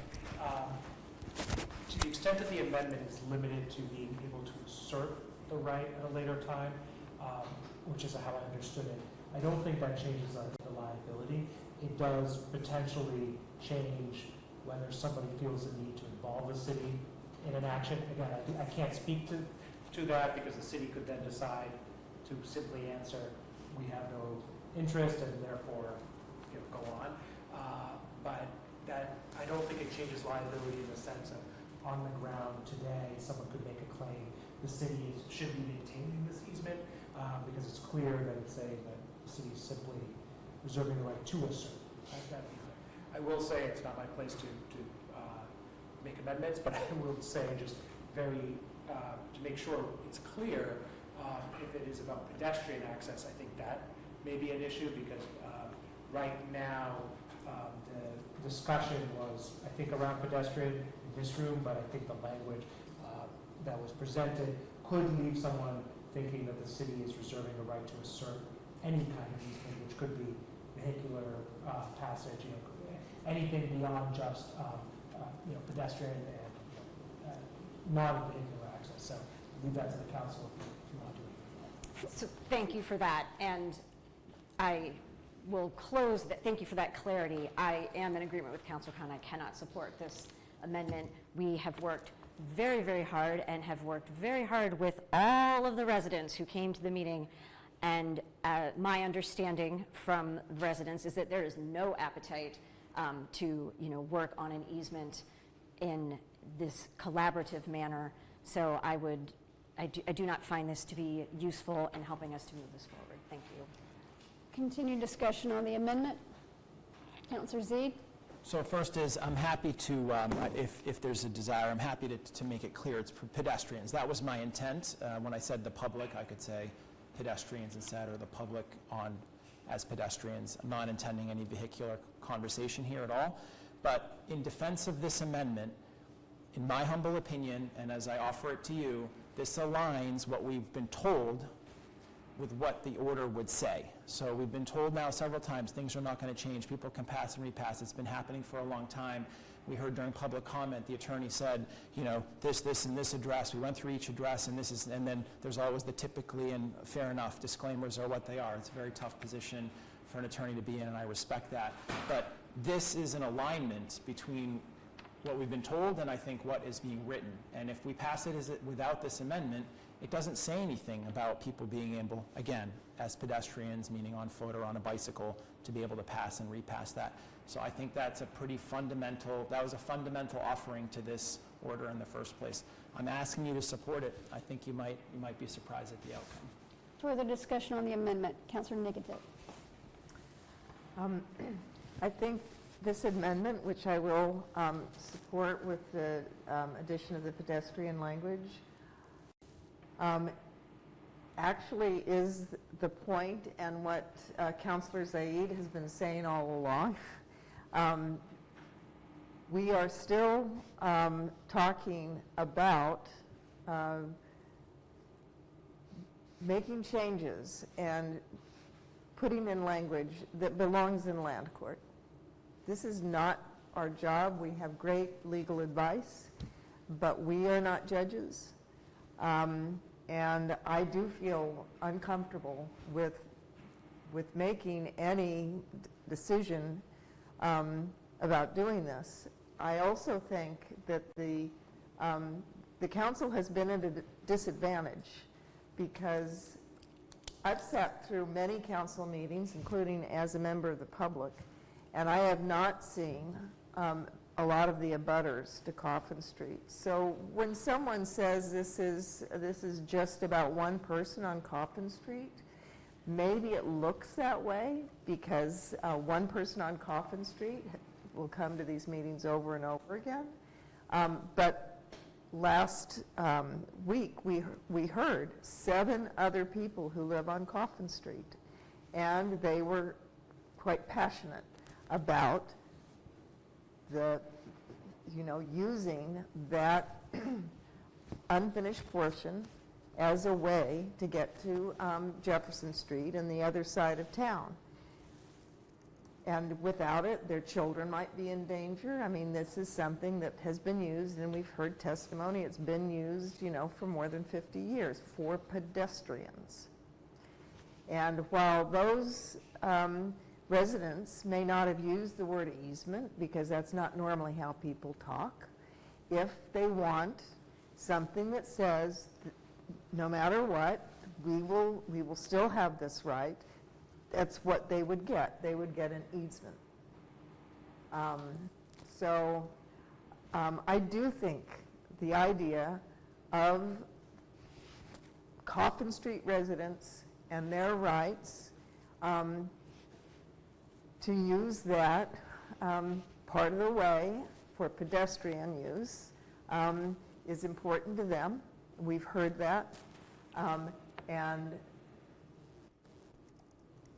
we've also heard from the other abutters that they're really not interested in negotiating anything on that. One comment in one meeting was it's going to cost the city a lot of money, which to me is sort of a hostile comment. Also the idea that nothing's changed, we pass 850 and everything's going to be hunky-dory in that neighborhood is also not something that I'm convinced of. So I have read Councillor Zaid's email, I've listened to him, and I agree with him that sometimes it is better for us to not say anything or not to do anything. And if it comes up again next year or the next year, we certainly have enough experience now. We certainly have enough legal input, which we didn't have 5 years ago. We certainly have enough on the record for a future council to say, "No, we're not taking this up now. Thank you." Just a point of order. Who was the second, please? Councillor Hall was. Councilor Hall. Further discussion on the amendment. Councillor Hall. I'll also be supporting this amendment, and I want to thank Councillor Z for introducing it. Just for the echoing what Councillor Nikotich just expressed, for me, it's the difference between supporting the overall order and not. So I hope that people will take it seriously. It's disappointing to me that a number of people are set against it, because I see it as a way forward here. Thank you. Councillor Hall. Further discussion. Councillor Smith. And if we could read the amendment one more time, I think one thing is important is that we're maintaining the optionality in that we might explore the easement, we might not, but that's a future decision. So I want to make sure it's written in a way that it's not prescribing that that will be something we do, but there is a trade-off. So again, as I mentioned earlier on the funds, we could make a trade-off on kind of any legal fees or any payoffs to the residents. Perhaps the trade-off would be around a sidewalk. I can't say what that would be in the future. We'd have to cross that bridge when we get there. But I want to make sure whatever language you put forward preserves that optionality, so we could decide if that's something we'd want to pursue in the future. Councillor Z, would you like to read it again, please? Well, I'd like to actually, can I withdraw the motion and then I'll make it again clean with the pedestrian language, if you'll accept? Withdraw the second. All right, so let me try that again. So motion to amend, inserting the following clause after the third that. So it says that, comma, however, comma, the city reserves its right to assert an easement for the public, comma, as pedestrians, comma, to pass and repass as has been done for many years, period. Second. All right. I hate to ask, but can you say that again? Sure. That, however, the city reserves its right to assert an easement for the public as pedestrians to pass and repass as has been done for many years.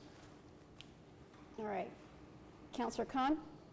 Yeah, can I just ask Attorney Macarius about the word "to assert" and what does that mean? And I also want to bring that in the context of one of the things we talked about was the purpose of the order by the sponsors was to clarify a position of, you know, saying that there's not going to be a desire for pursuing a public way. And now we're putting something about asserting something that's going to be public. And I'm grappling with the contradictions here. I care about these orders and how they present themselves. I'm curious on that term, assert. What does that mean? Thank you, Attorney. Yeah, so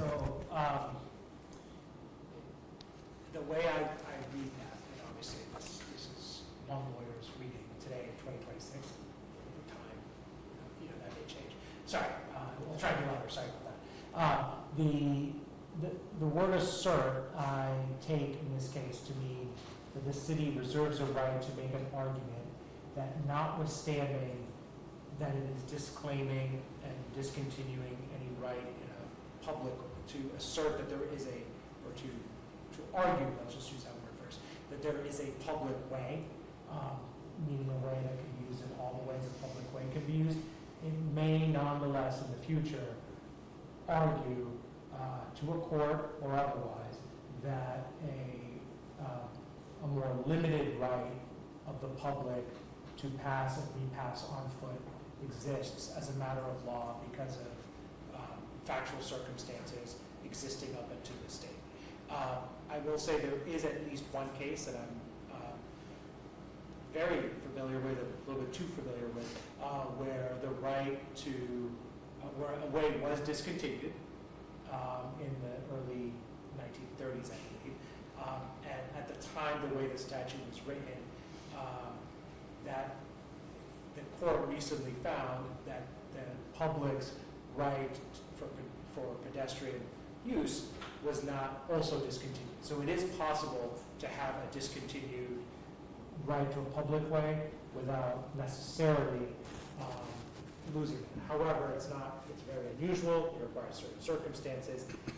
As I said before, it's not clear those circumstances exist here. I will also add that my opinion on what the order does in terms of changing underlying property rights is not affected one way or another by the amendment. That's not matter of policy, but just as the sort of legality of it, the city cannot, one way or another, by taking a vote, change the private property rights of individual property owners. So that part doesn't change. It is simply making clear that the city is not giving up a possible argument that the public may have had, the public at large, I should say, not just neighbors on Coffin Street may have had a pedestrian right of access.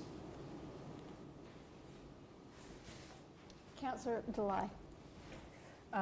Just to clarify, if the city were to assert a right to an easement, would that be a legal action? Would that incur legal fees to make that assertion? So it likely would, but not necessarily. It would mean that the city is making that argument in all the possible forums it might be able to. So for instance, it could make that argument to a current or future property owner and present facts that that property owner finds sufficient, right? So that's not necessarily going to court, that would just be resolved. That's not to say a current or future property owner has to accept it, but that's one place. It also might use those facts, if it ever were to decide to use eminent domain, in how to value the amount that the private property owner is entitled to for compensation. In both those cases, or if it went to court, which is I think the default, it would likely still have to incur costs to bring facts forward to prove that point, such as expert fees, further title work, survey, and so on. I just want to follow up. If if an easement was created, who would be responsible for ensuring safe access across that easement? So I think there's a lot in that question. If it was created in any of the ways I mentioned before, either the city would be taking it on fully or would be negotiating the rights. If the city were to simply assert it, as I'm just interpreting how I think this language would be read, it's not clear who would be responsible, because the assertion that would be made is that some right existed in the past for the public to use this path, notwithstanding the fact that the city believes it has no public right of way. So it likely would mean that the city would also be arguing that the public can pass, but we do not. We as a city don't have to actually do any of the maintenance. But it may depend on the facts that somebody is trying to bring to bear to support that assertion. It's really unclear at this point. Councillor Smith. So I wanted, on that question, I wanted to kind of dovetail on that. So this particular amendment isn't asserting, it's reserving the right to assert, correct? So the assertion would happen in a later action, not to be made tonight. So I just want to make sure that's clear to everyone. It's just giving that could be a path we pursue in the future, but it's reserving the right to do so. It's not asserting that position tonight. Is that correct? That is correct. Yeah, that's how I understand the language at least. Thank you. Councillor Khan. And then my last point is the comments we heard for access was really from the residents of Coffin Street, the abutters. The general public element, if we were to do an easement, can we only say it's for the residents of the street, or does that mean it's for everybody? Because one of the other things we heard is it's a nice dead end, it's a very safe area that they all play in, it's kind of like their little neighborhood, and it's just the residents that cross over. Can an easement have limitations to just be for the abutters? Certainly a negotiated easement could attempt to do that. Once a city holds an easement, it becomes really hard for the city to enforce those kinds of limitations. The typical way that it's done, which from what I understand of the street, may be a little harder to imagine, is that it's rare to say that the right is only for a particular group in a public easement, but it might be for a particular purpose. So for instance, you'll see the right to pass in order to reach a school or to reach a conservation land or something else. And that sort of implies that it's not to be used for commercial purposes or to, for other for soliciting for other kinds of things that might happen. In this case, again, it's hard to tell what facts would be asserted. If the facts were being asserted as a sort of based on historical facts, you would look towards what were the historical uses and were they limited to abutters, were they broader, etc. But a negotiated easement, in theory, could at least allow rules that would limit or make it less likely that non-abutters would use it. Admittedly, that may be hard to police over time, because I think I would not recommend, the city be in the business of checking property, ID cards essentially for folks walking down public easements. That could lead to other issues, other legal issues. And just to finish my point now, to thank you for my colleagues here, please take that to heart. We're introducing a change to the street, an expectation that was not at all part of the conversation. So that's why the abutters' rights and making sure we were not changing that was so important. And I would really, this is not just easy, like, well, we're just going to try to get 11 votes. This just needs 6 votes. Those of us who have been following this, we've been hearing this, we know exactly what that neighborhood is looking for. So I would really encourage people not to support adding easement in this. Councilor Truck? Based on what I'm hearing here, to summarize this piece, because I do have significant concerns for my residents on Coffin Street. If we open the door to, and I understand the optionality of it, of, reserving the right to assert easement, but it does sound like that in a real on-the-ground enforcement way, but also just the language, that an easement opens it up for passage for everybody. And that is not something that anyone on Coffin Street has discussed, as Councilor Khan just said. That has never come up. No one has ever said, yes, please open up this path for all to use as a cut through to get down to the Merson building or whatever. That was not on the table. What was very, very clear is that people who live on Coffin Street wanted to be able to use the path to get to school. And what we understand from our attorney right now is that they very, very likely have that right because it has existed for years. And what we do tonight does not change that right. Adding an easement very much changes the tenor, potentially, of what can go on there legally, and it is not anything any of the neighbors on Coffin Street asked for. And so I very much hesitate to open that door when they did not even have a chance to discuss it. That feels very unfair at the 11th hour, and I worry about it. Okay. All right. Let's take a roll call vote on the amendment. Councillor Cameron? No. Councillor Delay? No. Councillor Hall?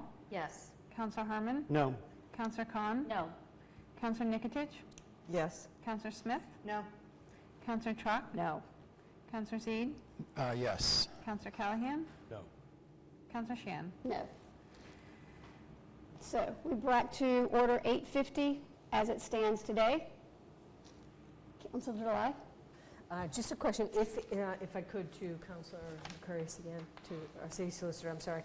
If a claim is made in land court, does approval, in your opinion, approval of this action tonight put us in a more advantageous or less advantageous position for the future? If the goal of the city is to not be involved in that claim, it puts you in a more advantageous position. If the goal of the city is to preserve a right to argue that there might be a public way, less advantageous. Okay, thank you. And then if I Follow on? just make follow just a comment. I very much appreciate Councilor Zeid's comment and apology about this. This is a very difficult decision for the 6 new councilors who are taking this on, and we feel an awesome, I can't speak for all, but I feel an awesome responsibility to put some closure here, as difficult as this is. I think one of the big reasons for me is not to kick this down to a future council. With all due respect to Councilor Nikitish's position, I wouldn't want to put a future council in the position of having to take this back up again. And honestly, probably one of the more significant reasons is a desire to stem what I would call the hemorrhaging of public funds on this matter. Councillor Cameron, and then Councillor Zaid. Thank you. Yeah, I am going to support the overall underlying order. I wish I could blame past Ward 4 councillors for not resolving this, but I would put myself in the crosshairs because I served for 2 terms many moons ago. I think what's different here is that in the past, this has all been discussed very piecemeal. Lots of constituent interactions for sure, and occasionally this has gone to committee, but it's often been, talking to the planning director, trying to piece things together. But this time we had a couple of legal opinions in the last few years that I think were helpful, but I think having legal counsel involved in this, writing that original draft memo, to me this helps, confirm to everybody sort of what the status is. I'm very glad that the committee found a way to codify is not the right word because the right existed, whether it's in the order or not, but the secret passageway, that it is limited to abutters, and that would not be an issue ongoing. So some future, I presume that would run with the land, so somebody future that lives along there can't start yelling at kids for cutting through there. They're going to be able to continue to do that. And again, it's codified, so somebody in 20 years that wants to resurrect this will look at this order, and it's very clearly written, and there's a lot of backup to it. So I am supportive. I know it's it's been challenging, and as Councillor Trock said, everyone's not going to be happy no matter if we received and filed it or if we do pass it. But I think this at least provides some solidity for people that are going to move into the neighborhood, the people that are there and are going to stay. What Ms. McCarthy said about the realtor giving them a little bit of a heads up. That's a good realtor, by the way, because I think they probably had to disclose that, I would think. But yeah, it's just been a lot of uncertainty for people, and uncertainty is not good in your neighborhood and with your neighbors and with your friends and folks in the hood.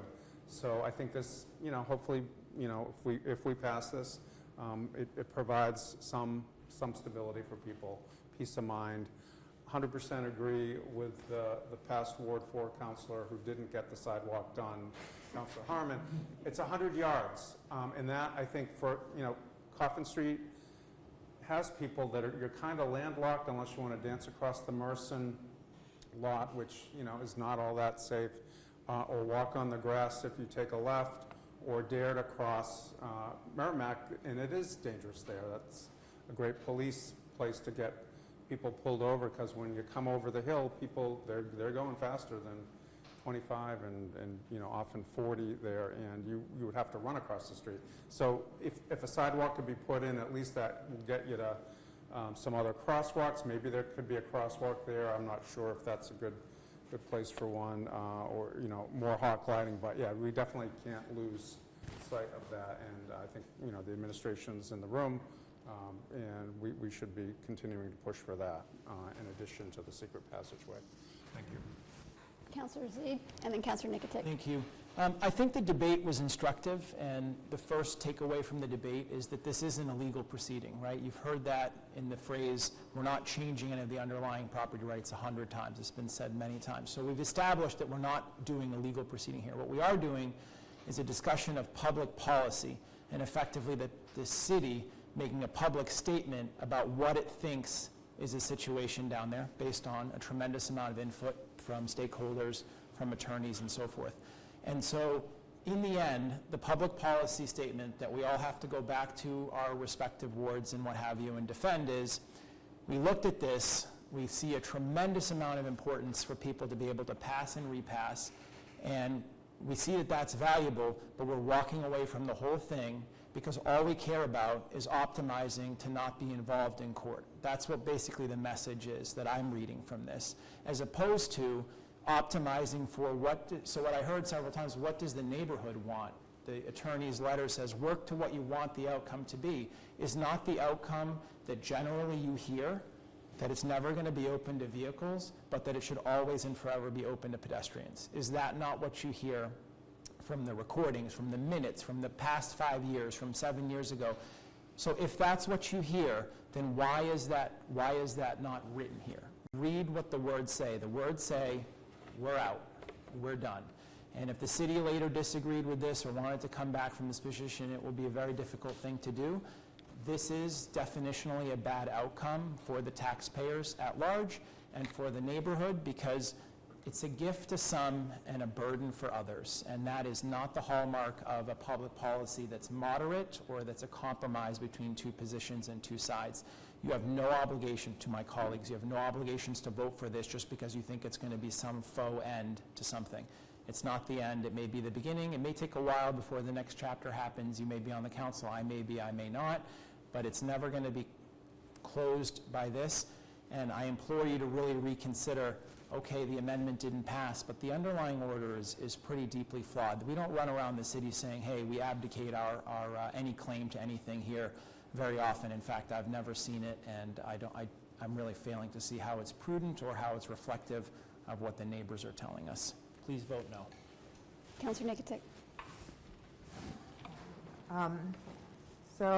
Once again, I find what Councillor Zede says is compelling, but what I wanted to do, because I heard a councillor say that somehow here we are codifying the right of the pedestrian users of this way.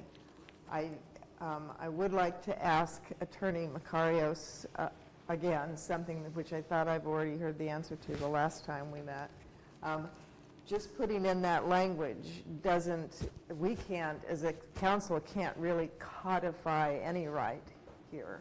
So we are putting this in there more, I thought, to let future councils and the future public know our intent, what was in our hearts when we did this. But it has no legal effect at all. Is that correct? That's correct. Thank you. Councillor Harmon. I move to call the question. Second. All right, roll call. Councillor Cameron? Yes. Councillor Delay? Yes. Councillor Hall? Present.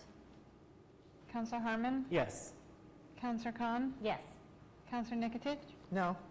Councillor Smith? Yes. Councillor Truck? Yes. Councillor Zede? No. Councillor Callahan? Yes. Councillor Shan? Yes. All right, back to our original scheduled program for committee items. We can give folks 2 minutes. Approve now. Motion. That was just a closed Oh, debate. sorry. God, thought we were done.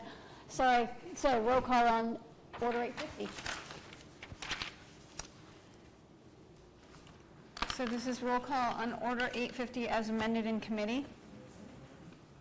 Councillor Cameron? Yes. Councillor Delay? Yes. Councillor Hall? No.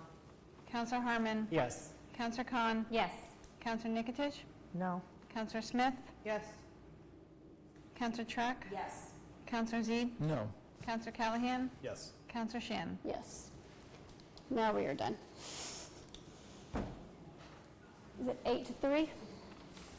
Yep. All right, so back to budget and finance. Unusual, but there's nothing exiting committee tonight. We did not meet in between our last committee meeting, our last council meeting, and today's meeting, in part because we didn't have enough information yet to start considering particularly the water treatment plant pilot program. But we are on track to meet this Thursday. We are going to take up the water treatment bond as a main kind of marquee item, but we've also got several other items. They will all be posted, and we will work through as many of them as possible. And that's it for budget. Thank you. All right, community services, Councillor Cameron. Motion to approve appointment 681, Ella Weber to the Parks Commission. Second. Thank you. Community Services met on August 10th. We had a quorum of 2, and we are voting, we did approve with the recommendation for this appointment to the Parks Commission. I have to say, I don't think you could design in a lab a person who would be a better fit to be on the Parks Commission, and hopefully you'll agree. So she currently works as the Visitor Services Manager at U.S. Fish and Wildlife Service. And you may be thinking, as I did when I first saw this, is there a potential for conflict? Federal position, obviously, and that is although I'll be corrected if I'm wrong, I think that is almost entirely in Newbury and elsewhere, and not in Newburyport. She did speak with legal representation from her employer, and doesn't foresee any conflict. If there was anything that might be conflictual in terms of voting or working on an issue with the Parks Commission, she would recuse herself from that matter, but I don't think that would be an issue. So a lot of experience. She does live on Plum Island. She's been a resident for 4 years. Has gone to school for this sort of work, and talked really a lot about meeting the customers, the clients, the constituents, the users where they're at. She also has experience working on transportation around bicycle and pedestrian, is aware of Newburyport livable streets, has really been impressed in her time in Newburyport how engaged the community is, and very interested in cultural history, resiliency, and said that some of the communities she's lived in, their parks department, it's a baseball field. Here we've got just such rich resources. And we also asked her about community process, and she's been very involved in other positions as well as this current one in managing public spaces. And every conversation is of value. Not everything is popular if you want to make a change, but it's important to listen. And she really goes into it thinking that everyone has the public's best interest in mind when they approach issues. So thought she'd be great, and appreciate your support. All right, further questions? Roll call. Councillor Cameron? Yes. Councillor Delay? Yes. Councillor Hall? Yes. Councillor Harmon? Yes. Councillor Khan? Yes. Councillor Nikotich? Yes. Councillor Smith? Yes. Councillor Chuck? Yes. Councillor Zede? Yes. Councillor Callahan? Yes. Councillor Shan? Yes. Nothing to report. We'll take up the other Parks Commission reappointment in our next meeting. Okay. General government, we also did not meet. We do have 2 items, and we had 2 more items come in tonight. I will see who needs to be here I can see about getting Marshall Simons here for ordinance 230 on Friday, but we will at least likely be bringing up the 2 items from the clerk. So that will be our meeting, general government, Thursday at 5. License and permits, Councillor Delay. Yes, motion to approve application 340. Second. Thank you. This application is for the 16th Annual Greater Newburyport Ovarian Cancer Awareness Run and Walk event on September 27th from 10 to 11:30 a.m. They are anticipating around 200 participants. The event begins and ends at Michael's Harborside. Parking and bathrooms will be available at Michael's Harborside. The routes for the run and the walk are different. The run heads west along the rail trail onto Merrimack, then onto Jefferson with a police detail helping there, down High Street, onto Kent Street, onto Washington, and then back down the rail trail ending at Michael's. The walk portion of the event heads east along Merrimack to Water Street, turns right on Federal, right on Liberty, left on State, right on High, right on Broad, right on Merrimack. left on Sally Snyder Way through Cashman Park, and then back along the Harbor Walk to finish at Michael's. Current proof of insurance coverage was provided, and they did receive approval from the parks for the use of the rail trail in Cashman Park, and the committee approved this by a vote of 3-0. Thank you, Councilor July. Discussion. All right. All those in favor of application 340, say aye. Aye. Opposed? Okay. Anything outside of LMP? I would just say, while we didn't have anything come in, we do have a meeting on September 8th. The September 1st meeting was canceled due to conflict with Election Day, and on September 8th, we will take up ordinance 234, just referred this evening. Thank you. All right, Councilor Harmon. All right. Motion to receive and file ordinance 221. Second. Okay, so this ordinance amendment was the focus of our workshops, which you've all heard about over the summer, originally conceived as a way of addressing mansionization across the city. Through our work and really strong engagement with the community, we learned quite a bit about various tools, their intended and potentially unintended consequences on the rights of property owners and the character of our neighborhoods in that process.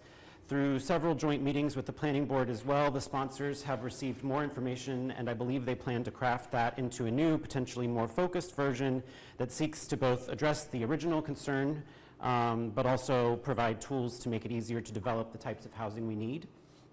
I want to note, because it will be relevant as we get to Ordinance 226, that one of the key findings, and I believe my committee members would agree with me, that emerged throughout the process over 6 workshops with various experts, was that a height of 25 feet was, I think, got the most votes, but a range of 25 to 27.5 feet was something that ZBA members, builders, experts, zoning administrator folks were helping us to kind of align around. So those numbers were vetted thoroughly over the course of this ordinance review. Additionally, just to note, that was vetted in light of real-life examples. So we were looking at applications to the ZBA that we were reviewing. So in a nutshell, we're receiving and filing this now, but more to come, and that was at a vote of 3-0. Thank you, Councilor Harmon. Discussion. Councilor I Trott. am not going to take a lot of time. I just wanted to publicly thank everyone, surveyors, architects, builders, realtors, members of the public who came to those workshops in hot summer days and really, really dug in with us. We learned a lot, and we are not done, and we will bring it back. But from the bottom of my heart, I really wanted to thank everyone for that work, because we are definitely better for it. Thank you, Councilor Trott. Further discussion? All right. All those in favor of receiving and filing Ordinance 221, say aye. Aye. Opposed? Okay. Motion to refer Ordinance 225 to Planning and Development and Committee of the Whole.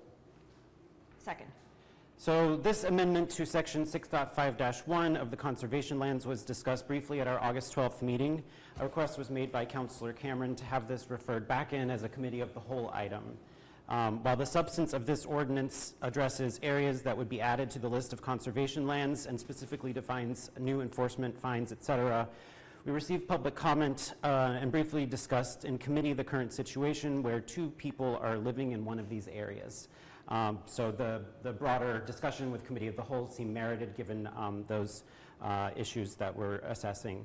So with the Council's approval of this motion and for everyone's calendars, I would anticipate bringing this back up at our September 29th meeting, so everyone has time to prepare. Thank you, Councilor Harmon. Any further discussion? Councilor Smith. And just in preparation for the Committee of the Whole discussion, I've already surfaced some operational questions and a legal opinion around some of the concerns that have already been brought forward. So I'm working with Director Port on that, and we'll circulate that once it's available. Thank you, Councilor Smith. Further discussion? All right. All those in favor of sending Ordinance 225 back to Committee and Committee of the Whole, P&D, say aye. Aye. Opposed? Okay. Okay. Motion to approve Ordinance 226 as amended. Second. Thank you. So I'm going to give a lot of information for those that maybe hadn't paid as close attention, try to head off questions, then we'll open it up as usual. This amendment to the zoning ordinance originally was proposed, the creation of one sub-district of the R2 outside of the DCOD, in order to address a recent provision in the state budget bill, and that new subdistrict would reduce the height from what it is currently at 35 feet down to 25 feet. For those, again, who may need a little bit more background, the budget bill, and among other things, removed a tool that we used during discretionary review of applicants to the zoning board that allowed us to bring in a public process, negotiate, have neighbors given notice, and the ZBA an opportunity to work with builders, projects, whatever, to modify plans and proposals to be a little bit more in line with the neighborhood character. With this budget bill having been approved, now any non-conforming lot, of which we have many, and again, there will be other attributes that would be reviewed in terms of whether or not they would qualify, but there are potentially situations where someone could by right on a non-conforming lot, bypass all of that public process, and build a home up to 35 feet.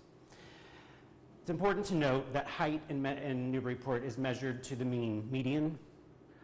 So if you think of a roof slope, it's the midway on that slope, and so roofs can be different shapes. So you have some flexibility in how tall you can build, but that's the 35 feet mark, is that median of the slope.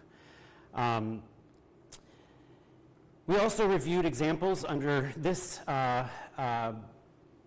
ordinance of both 25 and 27 feet projects that could achieve a third floor. We heard during public comment some concerns around that. We looked at those to ensure not only that people had flexibility to build up to 3 feet, but also there is yet another state proposal that would require by right 3-story homes in the R2. So we wanted to make sure that what we did was could weather any future dictates from the state. So upon review and deliberation, this gets to the changes from the original. We did sit down with the planning board multiple times, and we made 2 key changes that you will see before you tonight. One is that we subdivided this new sub-district that originally was called R2A, and we made it into 2. So we have an R2A and we have an R2B. The second major change we made is that we did decide to incorporate a height restriction of 27.5 within the DCOD. First, creating R2B recognizes the built environment in this section is fairly consistent in terms of the homes and lot sizes. So R2B, generally similar look and feel in those neighborhoods. This area had become, as I alluded to earlier, a key focus area of the work that we did on Ordinance 221, which by creating this sub-district lays the groundwork for future potential dimensional changes and to both continue the work of addressing mansionization, as well as to bring more lots into conformity in that area where they look alike. So, and this also was an attempt to take into consideration some of the feedback we received from other councillors. To be clear, besides creation of these sub-districts, the only change in R2A and R2B is the same. It is, as proposed tonight before you, is a height change from 35 feet to 25 feet. We're just separating these boundaries so that we can do future work in one of those areas potentially. The change of height within the DCOD followed some analysis by Councillor Nikitich, which found that this new restriction at 27.5 feet was appropriate for the vast majority of properties on several representative streets that she studied, except for the churches. Finally, we would normally receive and review a report from the planning board prior to referring a zoning amendment back to the full council. We felt that there is some urgency as we sit exposed to any applicant coming in for a 35-foot structure in one of these particular scenarios in a non-conforming lot, and it got the verbal approval of the planning board to move forward with this. We do anticipate receiving a thorough report from them, primarily related to the work we did on Ordinance 221, and it was difficult with our overlapping efforts to keep those conversations separate, and we felt like we had a pretty clear and narrow recommendation here that they agreed with, and so that's why you see that here tonight, and we'll see a future report from the planning board. Ultimately, this was approved as amended 3-0. Thank you, Councillor Harmon. Discussion. Councillor Callahan. Thank you. I just have one question. In the document, it says that everybody in regular R2 goes to 27.5. Is that right? Correct. Or am I reading that right? So, are you looking at the map? I'm not looking at the, well, yes, but also in the ordinance itself. Yes. Go ahead. Councilor So Nicolak. if you look at the map, Yeah. it is yellow, and that is the R2 within the boundaries of the DCOD. Right, is that 27.5, the R2? 27.5. So there's language somewhere that says everywhere else in R2 goes to 27.5. That's what I was trying to confirm. Right, so that's, and if I may, just because it came up a little bit at the planning board meeting as a misunderstanding, and Councilor Harmon mentioned churches. So what this does is only for 1 and 2 family buildings. And the DCOD has a lot of grandfathered uses. So buildings which are multifamily, 3-family, they're different types of buildings. They're not affected. It's 1 and 2 families. So this is a height limitation for 1 and 2 family. Thank you. And if I may need help from the planning department, and I'm only mentioning this because the one resident in Ward 3 that called me was Mr. Devlin, who was here earlier tonight, and the shape of Dexter Lane's R2A is strange and goes into Fuller Field and the retirement home that's right there. So I guess I'm trying just to determine, other than the tiny street itself. That's it. Yeah, but I mean, see, these are homes, but this goes way over here, right? That's the, Andy, can you see his map? Yeah, And this is also I not think part of that it. the unusual configuration of that area actually in some ways has more to do with the previous creation of the High Street district, the High Street residential. So it's already, that green area that you see, the darker green, that's the High Street district, has already been carved out of that R district. Okay. And so the fact that we now have left over this, it's almost like a Tetris drawing, right? We have this sort of, configured piece. That's really, I think, more an artifact of being left over from what's there, as opposed to this map itself being, narrowly confined or drawn in an awkward way, if you will. It's logically what's left from prior Even pieces. though some of it may just be land? When you say some of it, maybe just... Like a whole section of behind Dexter Lane homes is just woods. Yeah, and it's not uncommon. You see all the land area in a city zone, even if it's not necessarily going to be utilized in this, there's typically, it's done as one contiguous area. Okay. So, yeah. All right, and then my final part, and again, this is just because the resident that contacted us and came here, I would recommend that the Dexter Lane parcel at R2A remain R2 with the 27.5 feet. Parcels. So, I hate to amend on the floor, but... So let me ask, is your preference to rezone some of these lots to be absorbed into adjacent zoning, or is because I think I'm anticipating future other councilors' comments? Okay. Or is there, or could I just? Yeah. So, or is there there could be a desire to change the height in all of what is now R2A to 27.5 feet. So I would be open to adjusting the map if we need to make an amendment there, or adjusting the height if there's some stronger desire amongst other councilors. So I'll leave my comment at the only resident I heard from in Ward 3 lives on Dexter Lane. There's only 7 houses on the street. It's a very unusual set of buildings. They're very different, the carriage house and the other descriptions that were given. So we can either change just that one section, that one Tetris piece, into just keep it R2 as it is right now, yes? Right now it's R2? Presently R2. Just leave it. Or if it's easier to change the R2As in Ward 3 and keep them R2, then that's up to you guys. But the only one I will speak on is this one parcel, only because a resident contacted me about it. just to clarify, so your request though is to allow that Tetris piece to have 27.5 feet? Correct. Okay, thank you. Okay. Councillor Khan.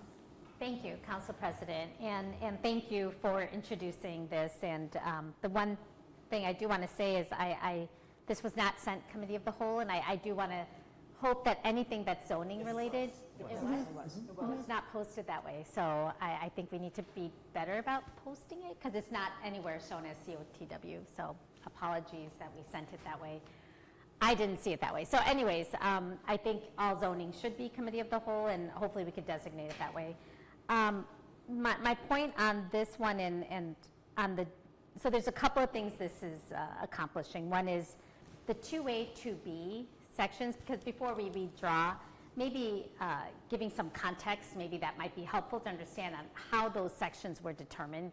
And then I kind of like, I think, what the Planning and Development Chair was saying, Councilor Harmon, to make all of it 27 and a half, I think would be easier. And I think it might actually, we heard from one resident, and they also mentioned in terms of, finding out about it, how many other people have found out. And I don't want to make an exception for one just because they came here.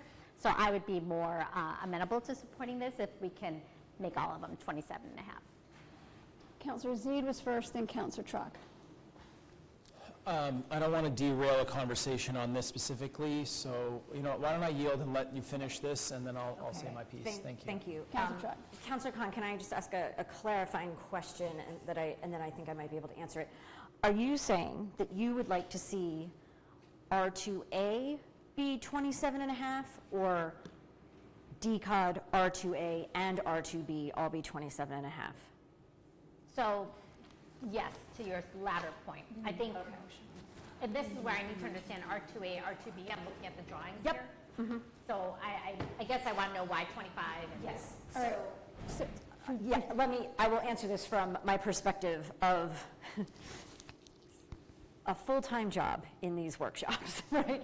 So the reason that R2B is drawn the way that it is, separate from R2, I mean, the DCOD is a DCOD, so that was the first step, right? And we separated these things out from the DCOD because they are very unlike each other. The DCOD, historic homes, different development pattern, much higher roof lines. So that was step one there, and fairly uncontroversial. And that actually began in discussions of 221. We've been talking about that for a long time. The reason that R2B, the orangey, peachy portion here, exists in this configuration is because throughout the workshop process, we had done so much discussion of this area during 221. And all of the examples, we had so many literal on-the-ground examples of what we could do, that architects brought pictures, and we talked about ZBA members, made some drawings and went through old things in these neighborhoods. And what this orange section has in common is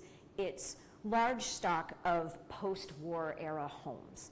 That's what makes these alike. So we're talking about ranches and capes. If you think about the neighborhood behind Anna Jake's, all those little, all those little ranches and capes. And over time, they've been added on to small lots. Snakes around behind the Bresnahan, same type of thing. Murphy Ave, Norman, back in there. Similar situation. These homes were built in the same era, and then stretching across that Three Rows area to Mosley Woods, very, very similar. And these are the areas where residents were, I think it's fair to say, up in arms about the teardowns that were happening and the 4,000, 5,000, 6,000 square foot homes that were replacing them. And in those conversations, as we were focused on these areas, architects, surveyors, we all sat down, and it was clear, and even architects who were skeptical at the first meeting came to the table and said, 25 feet is absolutely sufficient in this neighborhood. People have plenty of ability to add on. They have plenty of ability to, add dormers, add a back shed off the back, and you could even, as we pointed out, get 3 stories. And I know Jennifer Bonche could talk more about that because she made a very coherent presentation. So that is why this particular area, we are incredibly confident in the 25 feet. We really did reach consensus, and the planning board was by and large on board with that too. In fact, but R2A, these sort of tan pieces that are, the dividing line there is at Wallace Bashaw Jr. Way and Low Street, so it's the other side of Anna Jake's, and you see that stretch along Low Street, and then you have sort of the Back Bay area of like Cherry Street, and then you have the lower point of Ward 1 by Perkins Park. The reason that those are not in R2B is because they are less alike than R2B. They are less cohesively these post-war homes. We heard Councillor Callahan describe what it's like on Dexter. Johnson is similar. They're very different in the heights and the shapes and when they were built. So they're just newer homes over there. They're different heights.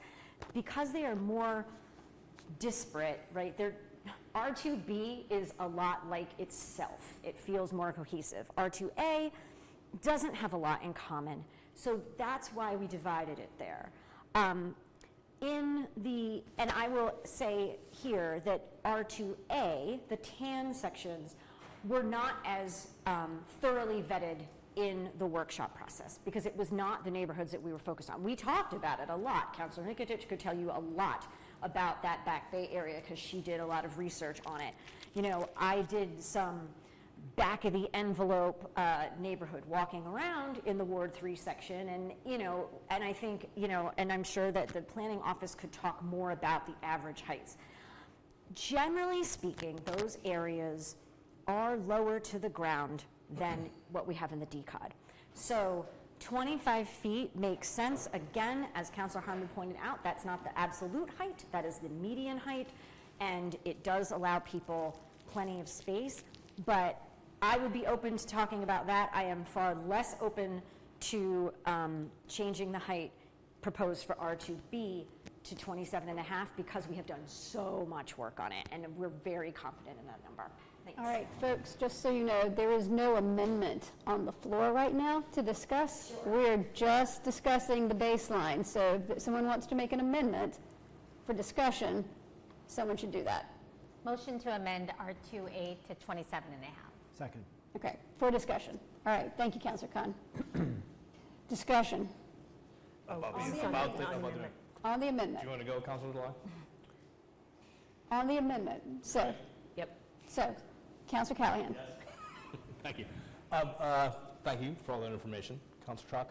And I get it, and again, the only reason I'm recommending this amendment is because the one resident who contacted me lives there. And if 10 other people had contacted me, I would have said for their parts of R2A, but they didn't.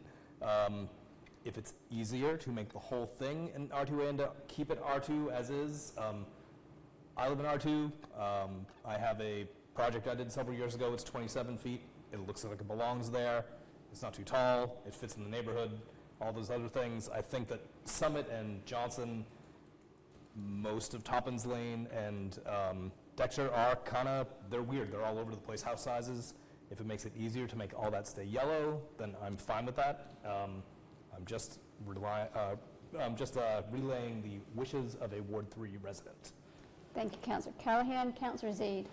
So I want to make sure we're not mixing two things here. So we don't decide zones by what height we want there. We decide zones by how they look on the map, at least in large part. There should be continuity, and you avoid the spot zoning trap and all that kind of stuff. So I'm not hearing any amendment yet about, we seem to drift into the height, but there was a question about whether something should be yellow or whatever. So that's a different conversation. On the amendment, first thing I want to just clarify is the amendment was to make R2A 27.5. I just want to make sure that that's 27.5 for both the single-family use and the two-family use, correct? So in both places. And so just to further clarify, crystallize my understanding, that effectively means that we're going from an allowance today of 35, because those are in R2, we're changing them to R2A, so it's a reduction from 35 to 27.5, as opposed to what's currently written, which is 25. Okay. Trying to decide when's the right time to speak, but on the amendment, I don't have a strong feeling between 25 and 27.5 feet, so I think coming from 35, 27.5 is somewhat of a more modest change, and so I'm accepting of it, and I think that that's fine. On the map itself, I just have a few things I want to say and other things about the broad ordinance, but I'll support the amendment. Let me leave it there for now on the amendment. Okay, discussion on the amendment still. Councilor Nikotich. I would also support this amendment, and I'm interested in hearing what Councilor Zaid might have to say about changing, he said there's a difference between changing things on the map and changing the height within the thing you're changing on the map. So I'm interested in his thoughts on the map changes for the R2A.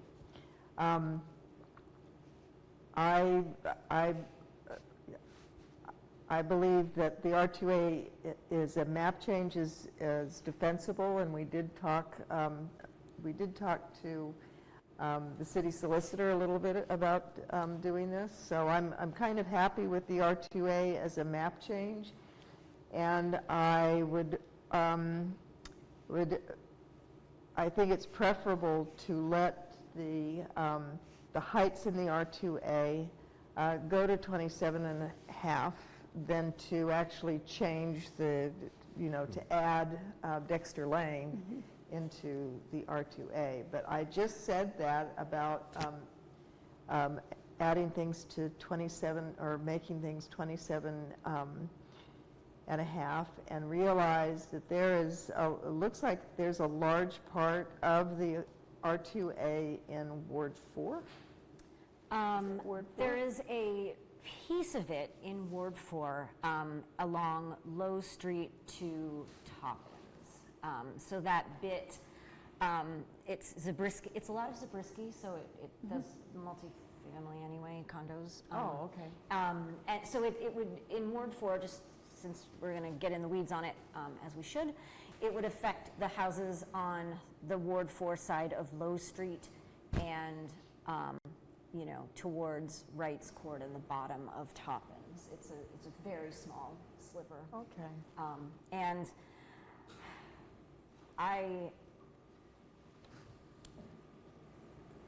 there is room for more height on Low Street because of how far set back they are from a fairly busier street. It's not, so I can support that. Okay. Further discussion on the amendment? Could I just for clarification? Mr. Callahan? I'm sorry. All the people that went to that 3.5-hour long meeting the other night or whatever it was, bless you. Is it just simpler to take this tan section and just let it remain 2? Yes. Or change its section of the thing? I mean, I don't care either way. Can we? We have Director Port who can answer this question. There are a few councilors that can.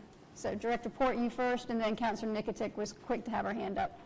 I guess it's partly based on what you're trying to do tonight and where you land, but also whether you have immediate sense of wanting to change things, down the road in these areas. If you want to distinguish these areas, it might make sense to distinguish them now, so you can then work on them as we talked about earlier this evening on R2B. But it also is somewhat dependent on where you land tonight in terms of the dimensions and whatnot. It could be simpler enough to keep it the same, but if you plan on distinguishing it for any reason, other reasons going forward, then it maybe makes sense to carve them off now. Okay. So Councilor Nikitic, you had your hand up. Yes, so I would say that the carve out now, especially since we have sort of gone to 27.5 on height. Did we vote on that? No, we haven't. Okay. If we go to 27.5 on height, that the tan carve out, the R2A carve out was looking toward a future in which we might want to examine those areas for other dimensional control changes separately, and to do that separately from the decod. Okay. So we don't have to do that tonight because I don't think there's anything eminent in councilors' minds about changes in those parts of the city. I think at some point it will probably become something that the council would want to do, but it's not, unlike the R2B, it's not something that has been actively worked on and studied. All of this, changes to everything else would need the same kind of diligence and work that the R2B has so far received. Thank you, Councilor Nikitic. Further discussion on the amendment? All right, so why don't we vote on the amendment, which is to make R2A 27.5 feet. Roll call. Councilor Cameron?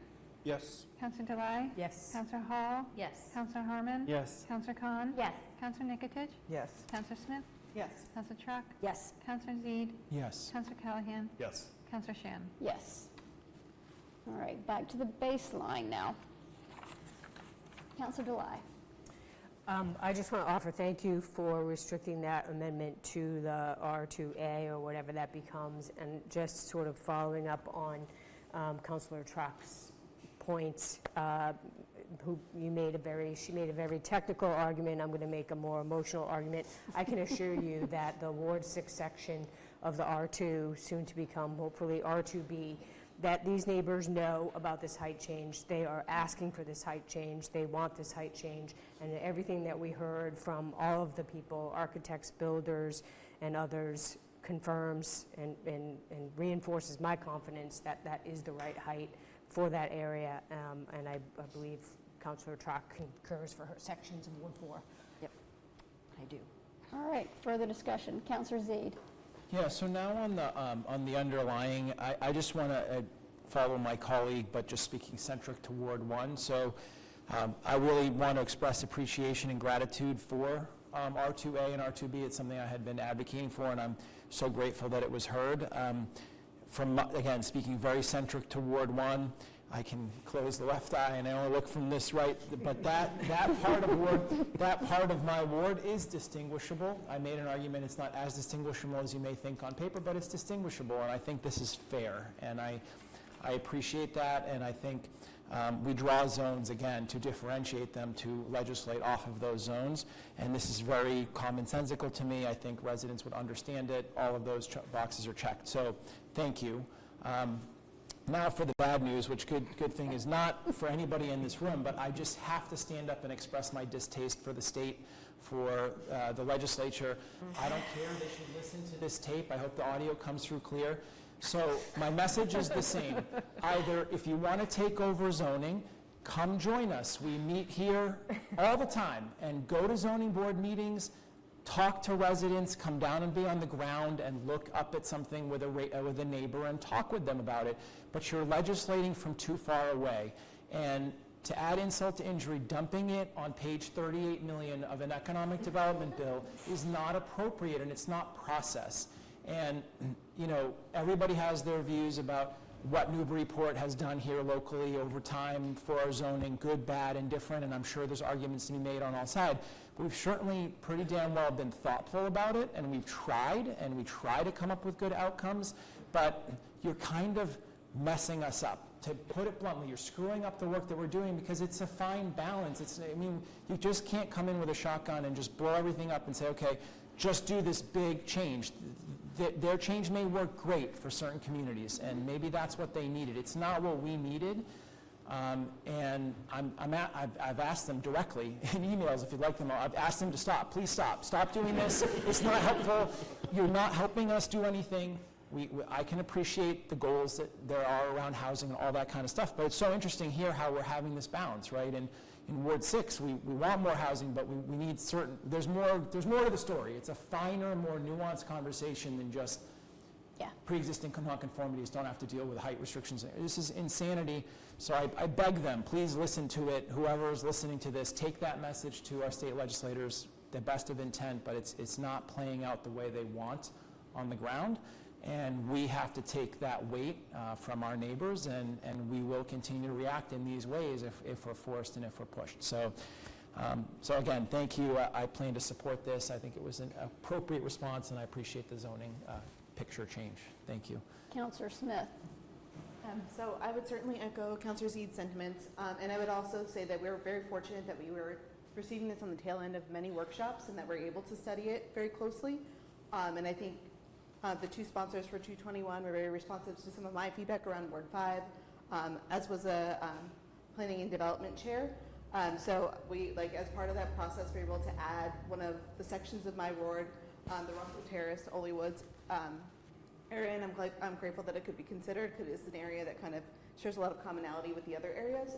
So I'm appreciative of all the work that went there, and I think it made it much easier for us to respond to that change from the state because of all that hard work that happened. Thank you, Councillor Smith. Councillor Harmon. I won't repeat anything, but I never liked my seat better than in between the two people who just spoke. I will add, I think, that we totally lost my train of thought making a joke. As you do. Oh, some questions have been called into question, public comment, and by my colleagues, and I just want to make sure that it's very clearly stated. We followed the letter of the law with regard to our public process. We had 2 planning board meetings, a committee meeting. This was noticed with all of the right proper verbiage so that We did not catch the ire of our favorite attorney in town, and so I think we've done this in an appropriate but expedited way in terms of how long zoning typically takes. And I just want to shout out Blake, the builder, who was really critical in helping us to understand and involve some of the stuff that we hopefully will see coming back in next month. Yep. Thank you, Councilor Harmon. Further discussion?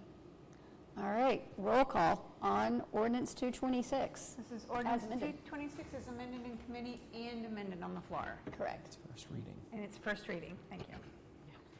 Councilor Cameron. Yes. Councilor Delay. Yes. Councilor Hall. Yes. Councilor Harmon. Yes. Councilor Khan. Yes. Councilor Nikotich. Yes. Councilor Smith. Yes. Councilor Track. Yes. Councilor Zede. Yes. Councilor Callahan. Yes. Councilor Shan. Yes. Motion to approve Order 814 as amended. Second. Thank you. This is, you may recall, this is the preservation restriction for the firehouse. We approved a CPC application and funded emergency repairs to the elevator back in the earlier part of the year. This PR was introduced in order to comply with the allocation of those funds. While technically we have until the end of the year to complete this work, and while we have not yet received the final approval from the Mass Historic Commission, given the public nature of this facility, the P&D sponsor, Councillor Nikotich, was comfortable moving ahead with provisional approval now. So the amendment, the only amendment to this from the version that you saw before is that it includes that provisional language, that if MHC comes back and reduces any of our protections, this would not be enforced. If they happen to increase protections, it would go through as is. So we did also receive a letter. I know there were some questions publicly when we were originally evaluating this. We received a letter of support from the Board of Directors of the Firehouse and approved this 3-0 coming out of committee. Thank you, Councilor Harmon. Discussion? All right, seeing no hands, all those in favor of Order 814? We'll do a roll call. Okay. PR. All right, roll call for the PR on the firehouse. Councilor Cameron. Yes. Councilor Delay. Yes. Councilor Hall. Yes. Councilor Harmon. Yes. Councilor Khan. Yes. Councilor Nikotich. Yes. Councilor Smith. Yes. Councilor Track. Yes. Councilor Zede. Yes. Councilor Callahan. Yes. Councilor Shan. Yes. Okay, motion to approve Order 859, release of easement at Colby Farm Lane Playground. Second. Thank you. We received public comment from members of the HOA, known as the trustees of the stables of Bashaw Farm, requesting this release at our August 12th meeting. Their primary concern is that obtaining insurance has been difficult, and they have been rejected by several providers, citing this easement. They reported 2 insurers would only provide coverage at a premium, or in the sort of language of insurance coverages, without a standard 20% discount that typically gets applied. They reported that a claim had been filed, which caused them to enter the public market for new insurance coverage. Discussion in committee centered around the history of this development. Thank you to Councillor Zede for his written comments, having been on council when that development was originally approved, and the impact of removing the stated public benefit of the agreement originally entered into with the developer. We had a lot of discussion around the developer is now long gone, and it is this HOA that is stuck trying to navigate. We discussed other developments in the city and whether those terms of those public benefits might be called into question, but also not just the public benefit, terms of development agreements around acceptance of streets, things like that, requisite maintenance of those streets that we've seen examples of in the past. Essentially, the question we struggled with was, would removing this easement weaken the city's position and or signal that in future development negotiations, these provisions are considered temporary or somehow optional? We discussed what exactly the public benefit is, because there was some conversation with the HOA around maintenance of the playground, and we defined that both as the public use of the playground and that they would maintain it on behalf of the city.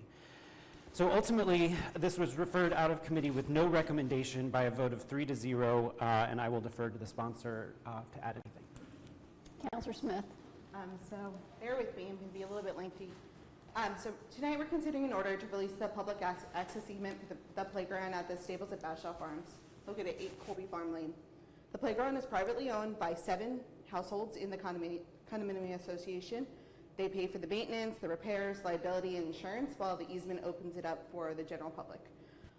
The residents are requesting their release because the easement is limiting their insurance options. 5 insurers have declined coverage to write their master public policy specifically because of this easement. Finding insurers have declined to write the master policy, rereading the same sentence. Finding coverage through another insurer does not change what those appraisals show. It shows that the available market is already limited and their policy must be renewed every single year. So this is an annual policy, not a multi-year policy. From the city standpoint, there are a few reasons on our side to release this easement. First, it's not a well-sited public facility. It's a small playground, 4 swings, tiny rock wall, located entirely inside a private residential development. Its location makes sense as an amenity for the homes along the Colby Farm Lane, but it sits across from Low Street and most of the surrounding neighborhoods. Encouraging a broader public use would mean directing the public to go in an area that at the moment is not very safe for pedestrians, given the current involvement. As many folks know, that we have a Safe Routes to School project that's coming in the pipe, but at the moment it is unsafe to cross in that area. Second, there's no workable public maintenance option, so the current arrangement depends entirely on the 7 households to maintain and ensure a playground for unrestricted public use. When the HOA asked the Parks Department to take over its maintenance, the Parks Department declined. And given the city's limited resources, taking responsibility for a small playground on a private property is not a practical alternative. There's little evidence that the broader community is asking for the city to preserve this access. The surrounding neighbors all received direct abutters notice at the Planning and Development Committee meeting. They also received personal contact from me. None attended or submitted written comment opposing the release or asking for us to retain this public benefit. So those are the city reasons for releasing the easement, separate from the residents' request for relief. The city would no longer be encouraging broader public use of the small, privately owned playground that is not well located to serve the wider community, and that the city is not prepared to maintain. The city would be giving up its legal right of public access, but would not be giving away land or a city-owned asset. Releasing this easement creates no new municipal cost or responsibility. The question is whether the limited public access it provides is enough to justify continuing an arrangement that is creating an annual insurance problem and has no workable alternative.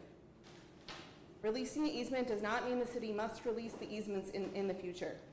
This request is different because its 7 households are required to keep a privately owned playground open to the public while paying all the maintenance, liability, and insurance costs, and insurance is of declined coverage because of the public access. That has little in common with existing easements protecting utilities, infrastructure, or access to a public resource, and any future request would still require its own council review and vote. Keeping the easement also does not guarantee that the playground will remain. If insurance options continue to shrink and costs increase, it's going to become unaffordable, and then we'll be in a situation where there could be no playground because it'll be unable to afford to continue to provide insurance. Releasing the easement now gives the HOA a better chance to keep the playground as a private amenity while continuing to own, maintain, and insure it at no cost to the city. Based on the insurance problem, the location of the playground, the lack of broader public demand, and the absence of practical city maintenance option, I ask the council to approve this order. So Councillor Zeid had his hand up, and then it was Councillor Khan. So a really crummy situation, unfortunately. I think I'm very sympathetic with the neighbors that have been left holding the bag on this, so to say. And I think I wrote some emails back that some of them had emailed, and I've been tried to be thoughtful about it, and I've come down on the side that it doesn't make sense to punish them for sort of the ills of the past. So I plan to support this, but I'm not going to support it without speaking to a couple things. One is this development from the start has been very challenging. Many of us have dealt with it now from like 3, 4, 5 different angles. There was, of course, the well-known challenge with the affordable unit, but before that, there are parts you may not have even known. I didn't even write you the whole history in the email because it's like too much to write, but these developments, and it's illegal to negotiate these projects in this context. The planning board is negotiating on behalf of the city, and they are making a deal. And the deal is you may do your development in the form of here's your permit. And in exchange, we receive X, Y, or Z, X, Y, and Z sometimes, depending on what it is. And you may not have, if you weren't on the council or you didn't hear about it, this started with we were getting a building for parks at the end of the road there in the where the compost facility. We were actually going to get a Butler building valued at, I don't know, something around $250,000. Just give me a round number. Somehow, some way, the building disappeared over this period of time. Then we were supposed to get a sum of money, and that amount of money magically changed. Actually, on this floor, there was an order to accept the money, and it didn't pass out of disgust. We were just so kind of grossed out by the whole thing. The council, nobody voted for it that I can recall. I didn't look up the minutes to see. So that disappeared. And then, so my point is these things are predicated on a negotiation. It's a handshake. And I'd be remiss if I didn't use this opportunity to bang my drum about development agreements and how they can go sideways on you. And I've said it before and I'll say it again, the council's current kind of position stance is mayors can do development agreements and they can write all over it. As long as the city council agrees to do the zoning, then it's in force, and then bring us a cake that has been baked and say, now vote for the zoning. And this is happening in real life with some pretty important properties. And I know everybody's heard me say it, but it started with, this project was a precursor. The mobile station really expedited or kind of grew this trend. We need to rein it back in. We're going to give this away. I'm not going to argue with the Ward 5 councilor. I don't think hundreds of children from around Newburyport, mine included, are running to play on this playground, and it's a tough spot to get to. Fair enough. I do also think that we're dooming the playground. Eventually, it will just be gone. It will not be logical to maintain this for a long time. But what are we going to do? And the city's done it before. We've accepted ways that were never supposed to be accepted. They became public ways. Not to rehash a prior topic, but promised to be a private way maintained by the HOA. 5-10 years later, no one's left from that time. Come back and say, pave my street, plow my street, pick up my trash. We don't want to do this. So it's breaking things down. So I really can't. I have to use this opportunity to say that, and then I have to, with great heartburn, vote yes, because what am I going to do? Punish the residents that live there now and doom them to overly costly insurance or no insurance at all? That's not a fair outcome for them either, so I yield. Councillor Khan. Yes, completely agree what Councillor Zeid said. By the way, Daily is the name of the developing company, and has really created quite a mess for the city, if I could say so, especially for the affordable units, which is disgusting. With that said, I do want to add some amendments to the whereas, and let me tell you the reason. I do take it very seriously when we talk about public benefits, and when during the process of accepting these types of projects, that public benefit should have a long-term impact. It's not a temporary thing. And of course, in this situation, no one probably could have predicted that this was going to be a scenario, and I guess a claim was out on the insurance and some other situations that led to this. I will offer the amendments and support this if the amendments pass. But I do want to just express a little bit of unhappiness that it's going to be private to just those 7 places. When I was dealing with the affordable units and across the Colby Farm Lane Road to the Doyle Drive residences and the affordable units there that did have kids at the time, it makes me sad that they would not be able to go across the street and use this. So that I do not like. But with that said, I'm going to make that amendment if that's okay. I do have it written up, so I could email it if that's easier, because they are a little wordy, but I'll read it out loud here. I'd like this to be the first whereas the City Council recognizes that public benefits offered and accepted as part of the development approval process are generally intended to provide lasting value to the community and, once accepted, should not ordinarily be relinquished or revoked. The second whereas, and maybe let me just do that one first, then I could. You can email that, or? Yes, I could email that. Okay, that would be great. Oh crap, I can't. Or just read it again if it's too hard. No, I could do it through Gmail. I didn't bring my phone, so yeah, I could do that. I don't know about the second one. Do you want me to read the second, and I'm going to send it? The first one. Yeah.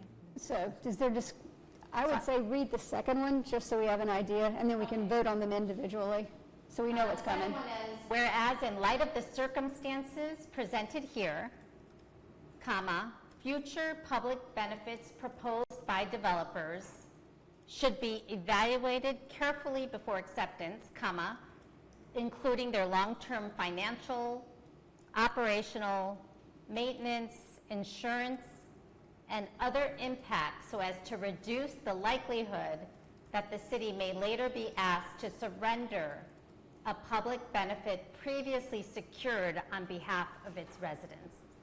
Okay, I could email those. And there's no teeth to this, but it's really just to memorialize that we normally don't want to do this. Right, thank you, Councillor Khan. Discussion on the first whereas. I need that one again, I'm sorry. I mean, how quickly can you email it to the city council at large? Figure out my signing key. Okay.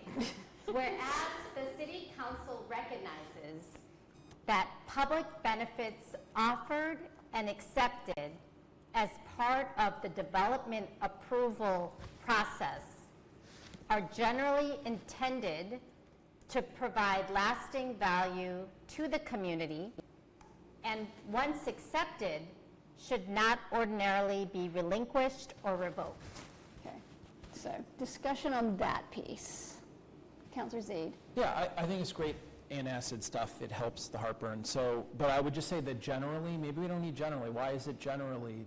It should provide a lasting public benefit, not generally. Illegal, that's why. I just think it's an unnecessary qualifier. Like, we don't need to equivocate. It's not generally supposed to provide lasting. It is supposed to provide lasting benefit. So if that's amenable, I think it's fine with it. All right, generally is out. Friendly amendment. All right, further discussion on the first whereas. Okay, Councillor Smith. So I'm amenable to this. I would also add that it does give me heartburn knowing that I'm representing both sides of the road here. So like, it's certainly not something that I feel like this is a slam dunk, we should be doing this. It feels really awful to even reduce neighborhood amenities, so know that. But at the same time, I know that neighbors with neighbors don't want to kind of increase a burden to retain that access. I know that they are also wanting to make sure that they can afford to maintain that playground as well on their side. So with that in mind, so I think kind of sharing why this is an exception and that this is not the precedent we want to set in the future is a good thing to kind of make sure we have in writing. Okay. Further discussion on the first whereas. All right, why don't we vote on the first whereas? All those in favor of the amendment as quoted by Councillor Khan, taking out generally, say aye. Aye. Aye. Opposed? All right, so the second whereas. Whereas in light of the circumstances presented here, future public benefits proposed by developers should be evaluated carefully before acceptance, including their long-term financial, operational, maintenance, insurance, and other impacts, so as to reduce the likelihood that the city may later be asked to surrender a public benefit previously secured on behalf of its residents. Okay, so many hands here. So Councillor Trott, Councillor Nicotic, Councillor Trott, Councillor Nicotic, and Councillor July, and then Councillor Smith. I'm less supportive of this amendment, and let me explain why. I think that it is, while I absolutely understand the intention, I think that it's actually about future development agreements and what we should do later. And I don't think that that actually applies here. But what I think might be more to the point is if we sort of change our, and this would be a totally different amendment, so bear with me. If we set that aside, because I think it largely is covered by the first one that we just passed, and really focused here on what does make this one different. And I think that the argument that Councillor Medina Smith is making is that it turns out the public benefit here was not that great. So perhaps what we'd rather do is acknowledge that in here and say, whereas the public benefit wasn't so great. I don't know. I'll workshop that. But that I think would be more to the point and make more specific why in this situation we are okay with this versus, ooh, we made a mistake in the past and I don't think we should do it again. That feels to me sort of not of a piece with this. So I'm not as supportive of this amendment. Okay, Councillor Nicotic. So I agree with Councillor Tuck. That is, I think we're trying to do too much in the change to a very small amenity easement. And I hope that there's some, if there's some way for us to discuss what public benefits, because there are also public benefits we give under zoning. So I think it's a complicated area to get into, and so I don't want to do it here.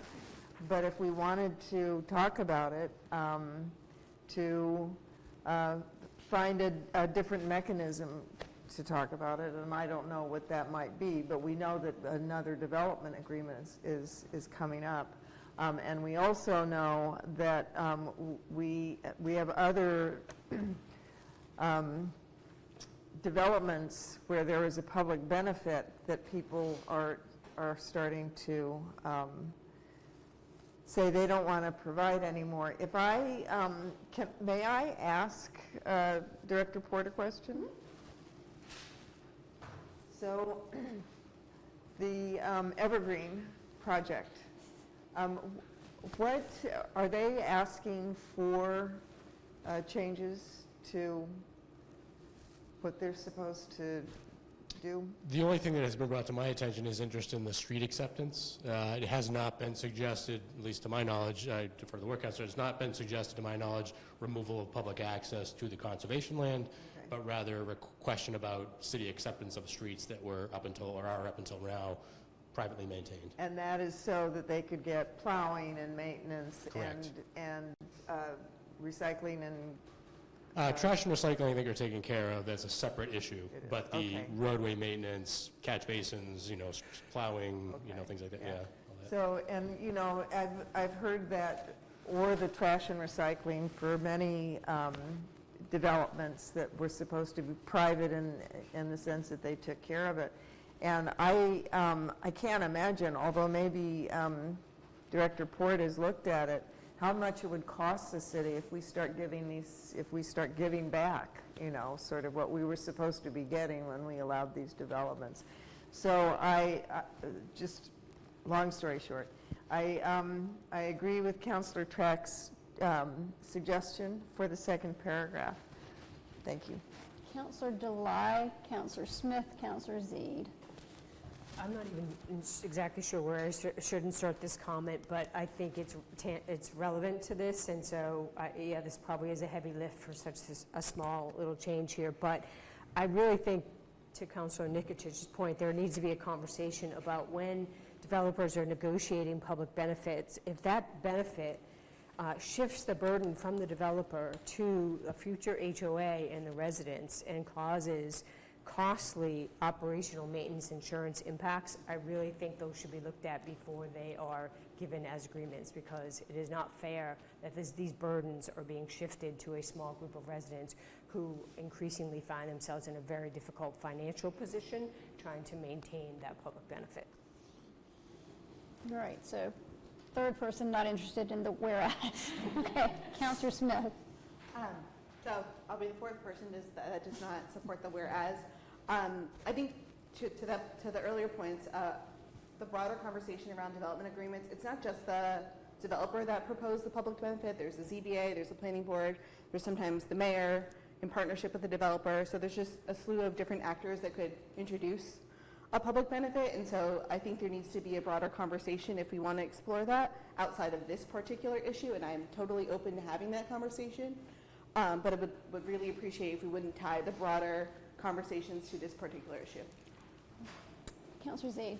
Yeah, I guess, I still support this, whereas I think it's not reading to me the same way. I think it's just, yes, there are so the council has this role where we create zoning and we create pockets within the zoning where there can be a trade made effectively, quid pro quo, hey, I need this, you get a public benefit, I get the zoning. That OSRD, the open space residential development, is built on that. 6C projects, as they're so called. 6C is public benefit in exchange for kickers in the zoning. You get more if you provide the public benefit.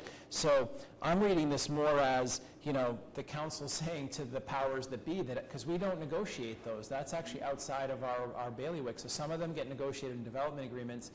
This playground one, as I had emailed, is actually memorialized in the planning board decision, which oddly enough lost some other components that were supposed to be included, like the parks building that I mentioned, but did include the playground. So I read this more as, hey, let's just be thoughtful, because at the end of the day, any obligation that's created is going to be transferred, generally speaking, to somebody else. There's that word, generally. I mean, you can't assume that the developer's going to hold the property for any period of time. So to get durability out of something, for example, you get an affordable unit, you get a deed restriction for 30 years. Now you have something that's like a property right or has some tangibility to it. These other things like, we'll maintain a garden. Well, who's we? These always get, so this is the magic of the developer standing and saying yes to everything and then being gone 6 months later, and the LLC doesn't even exist anymore.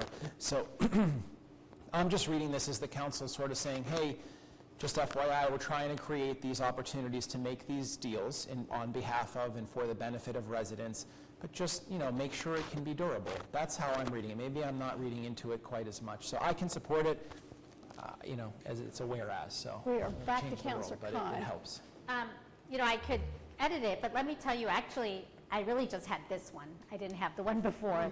So my intention, and I did kind of rewrite it to make it shorter and took out developers and said, whereas in light of the circumstances presented here, future public benefits should be evaluated carefully before acceptance. So that goes to the part. So as to reduce the likelihood that the city may later be asked to surrender the public benefit. So I just want to make it clear for really that neighborhood across the street. Really.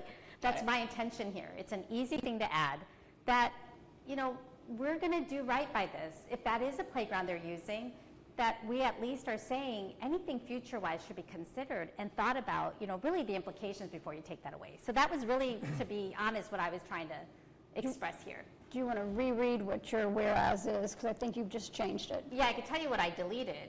So if everyone got the email.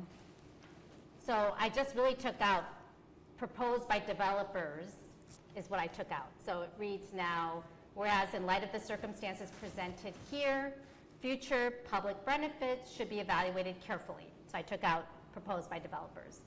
The second part is I took out the including long-term financial, operational, maintenance, insurance, and other impacts. I just took all that out so that they should just be carefully evaluated before acceptance. So I took out all the examples of what aspects to reduce the likelihood, and I kept the rest, to reduce the likelihood that the city may later be asked to surrender a public benefit, because that's what we're doing. And that's not I feel like that's the first time I'm doing that here. So it's a big thing, and that's really why I want to offer this. Second? Oh, didn't even get a second, huh? It's like, wait, I'm going to hear an amendment. All right, so to that amendment, further discussion on the amended version of Councillor Khan's. Councillor Hall. I'm sorry to just ask if you could repeat that. I'm looking at it now in the email. Okay, yes, I'll read it again. Whereas in light of the circumstances presented here, future public benefits should be evaluated carefully before acceptance, so as to reduce the likelihood that the city may later be asked to surrender a public benefit previously secured on behalf of its residents. Thank you. Okay. Councillor Cameron. I have approximately 25 seconds to decide how I'm going to vote on this, but we're releasing an easement. That's what we're doing. So, yep. And now I'll decide.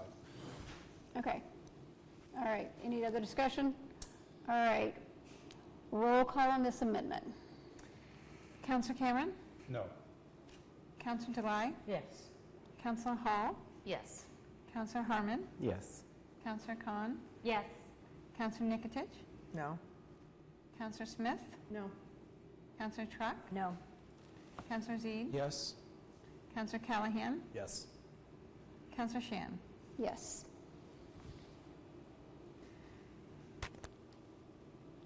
7-4. All right. So the overarching easement is now on the table. Release.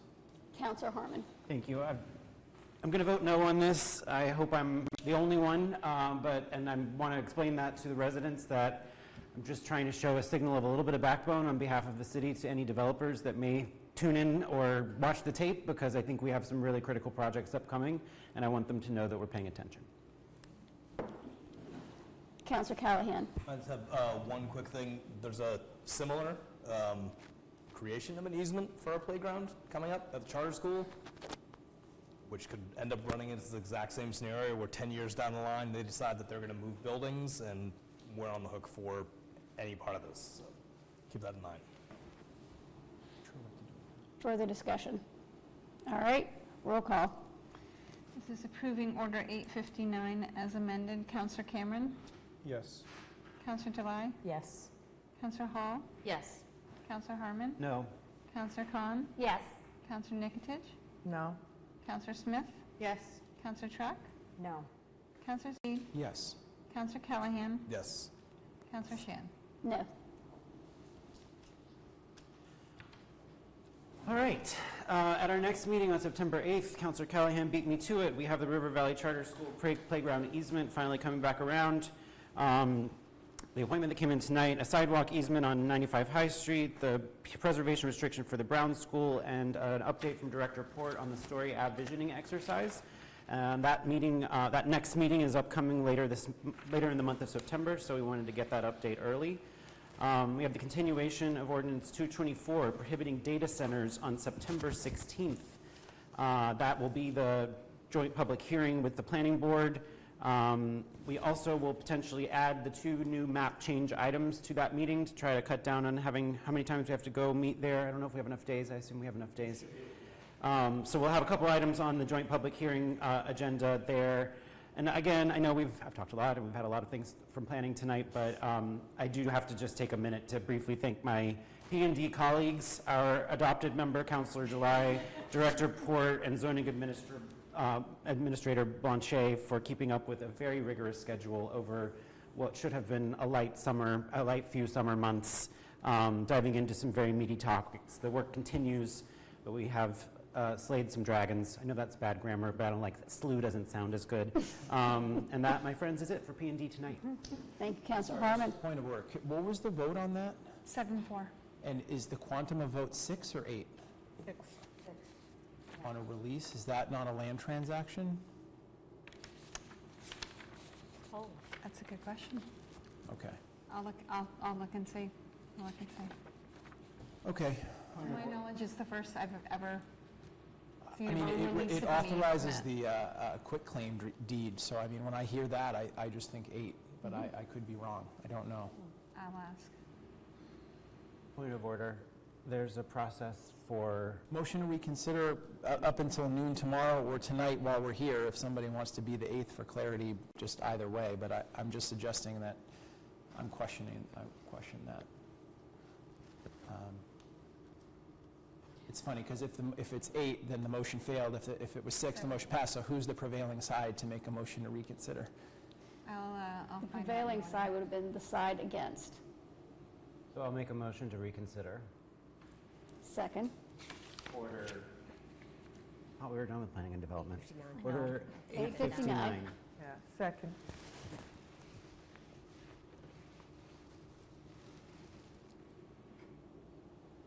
All right, so the motion on the floor is to reconsider, so we need to vote on that.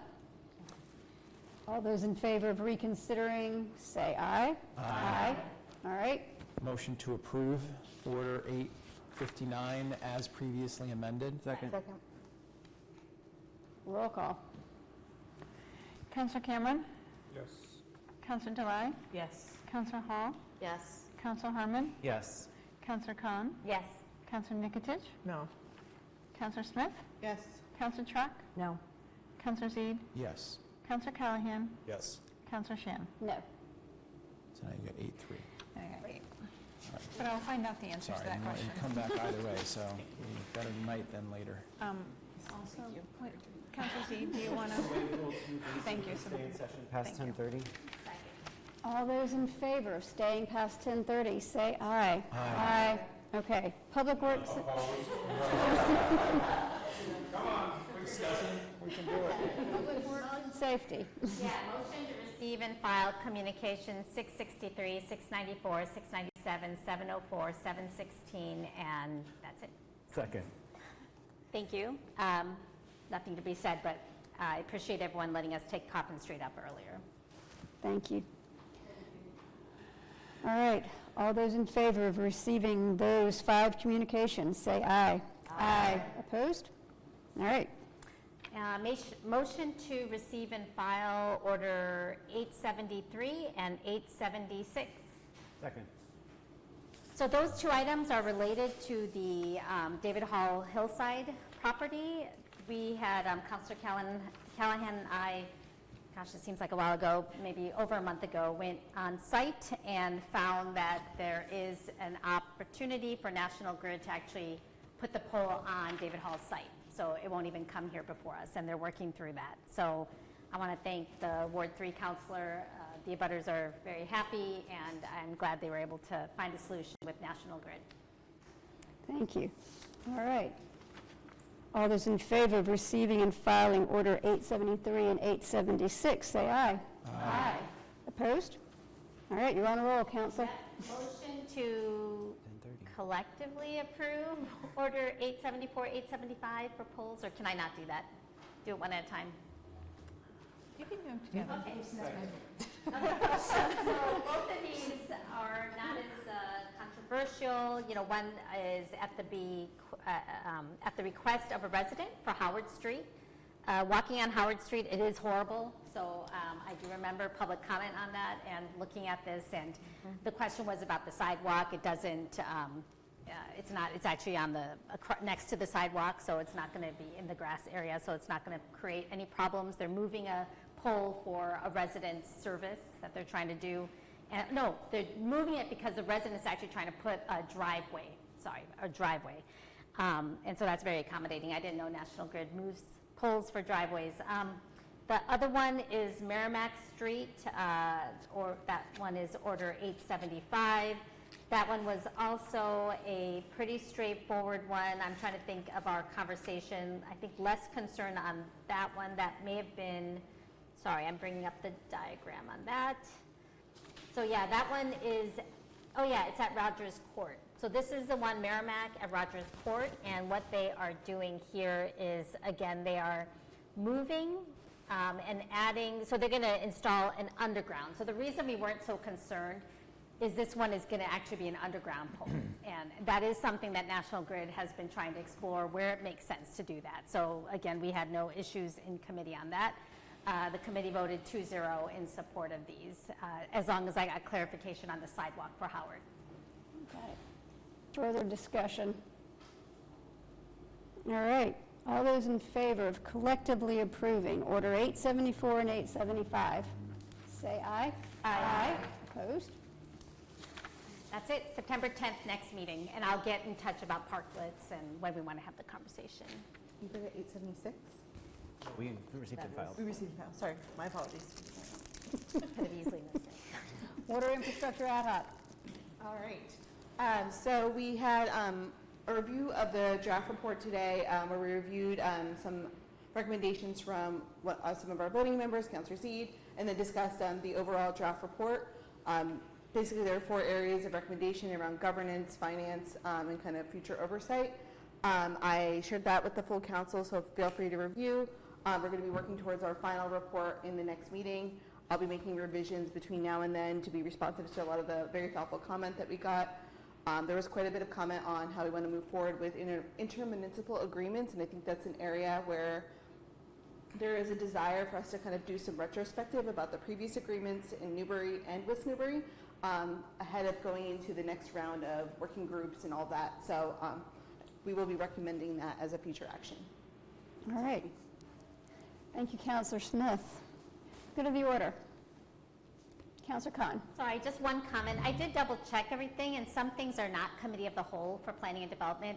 I'm wondering, just a request to Council President, when anything's zoning, if we could on the agenda have it as COTW to remind us. Sometimes we're kind of moving quickly and sending things to committee, but if anything is a zoning ordinance, if we could do committee of the whole, or make sure the agenda has that, because it doesn't when I went back a few agendas. It's confusing. Councillor Harmon? I did confirm the agenda on August 12th contains a committee of the whole title on Ordinance 226. I also try not to, as per other colleagues' guidance, make everything committee of the whole as a blanket rule. For example, the 2 items that we brought in are very narrow map changes that are confined to Ward 2, which Councillor Nigadich sponsored, and Ward 6, which Councillor July sponsored, so I didn't feel the need to do that. If, send me your wishes, but I am trying to avoid having everything be open to 11 members, so I'm trying to pick the big things. I will also say for committee of the whole, when it's not committee of the whole, you can still speak at public comment. So keep that in mind. You can also still speak if there's not. Further good of the order? All right, Councillor Cameron. Couple good of the order things. First of all, good luck to the clerk's office with the election. Thank you. But just want to, since we're not meeting till the 14th, I can't believe it's the end of August, just a couple of birthdays coming up. Councillor Zeid on the 30th and Councillor Khan on the 4th. Happy birthday. Thank you. All right. Yep. Motion to adjourn. Second. All those in favor say aye. Aye. Thank you all. We didn't have to waive the rules.